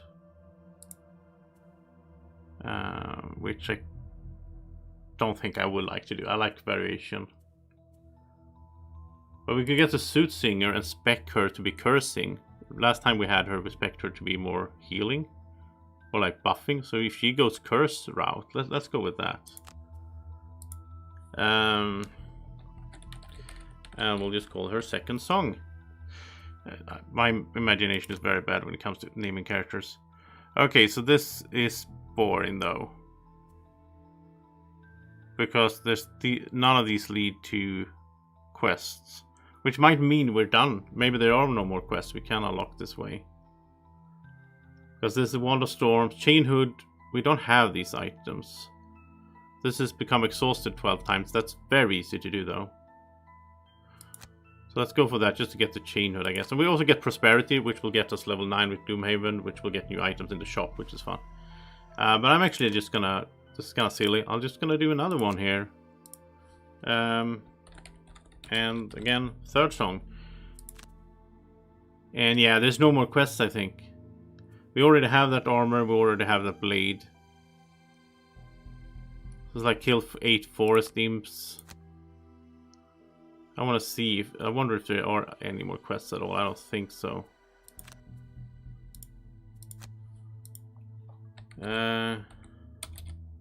Seeing it again. No, now we're down to... No, we have both of these. But this is the one we never took. It must be come to an end, right? There's a limited...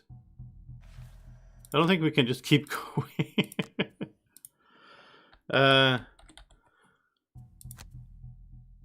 Shoes of Happiness? I don't know what that is. That's cool. We're just gonna pick one later on that we're actually gonna play with. Yeah. I don't know if I like the system. It's kinda silly system to do this, but oh, now we're rotating. Earn 15 perk points from completed battle goals.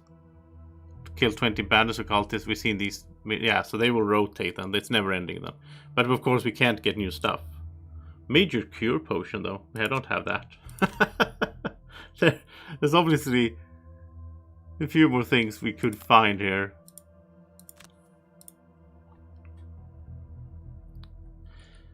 I don't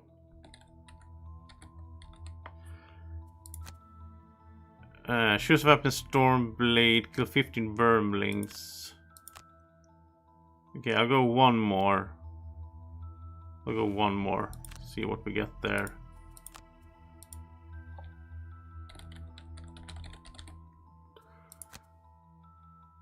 Brilliant Blade, we have both of these. We have done that. Yeah, okay. So I think there's no more quests. That's the main thing here.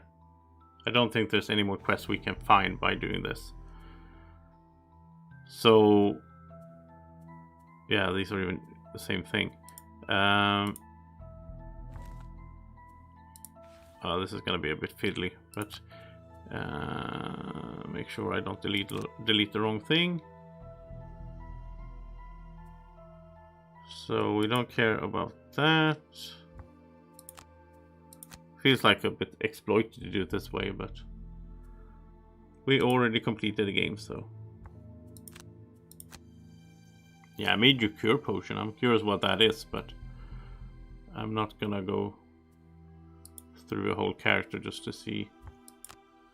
I guess we need some. What do we need? We need 11 more. Well, Prosperity. Frigid Blade we already have. So I guess, like, I think we'll keep this one. Because it's so easy to do. Become exhausted 12 times. I can just do that off cam easily. and get a chain hood, get a prosperity. Yeah. We are playing with Elementico, of course. So I am going to end the stream. It's getting late, but on Wednesday, like before Wednesday, I'll probably grind some gold so I can get the cool items for these, like flying and all that. Then on Wednesday, we will go to the swamps to work on her quest line that will lead to more quests. And at the same time, he will retire, which will lead to new quests, and then we can do those quests. And while doing those, we might get perk points so that he will retire to get a new quest. And then we can get him an enchantment, and he will retire and we get a new quest. And then we'll just rotate in new characters that we already played, but maybe we'll play them in a different way too, because it's fun. And we probably have a few more streams to go here before we're done with Gloomhaven Digital. But thank you for watching. This has been really fun. I think we're up to over 100 hours now of playing this game, so I'm not complaining that it ends in any way. It's an amazing game. It's an amazing game. There's a few little bits here and there, like that final boss. That was the biggest disappointment of the whole campaign, I think. I don't understand how they can do that. Oh well. I had fun. Hope you had too. Thank you for watching. Have a great evening, morning, or whenever you're watching. Bye bye.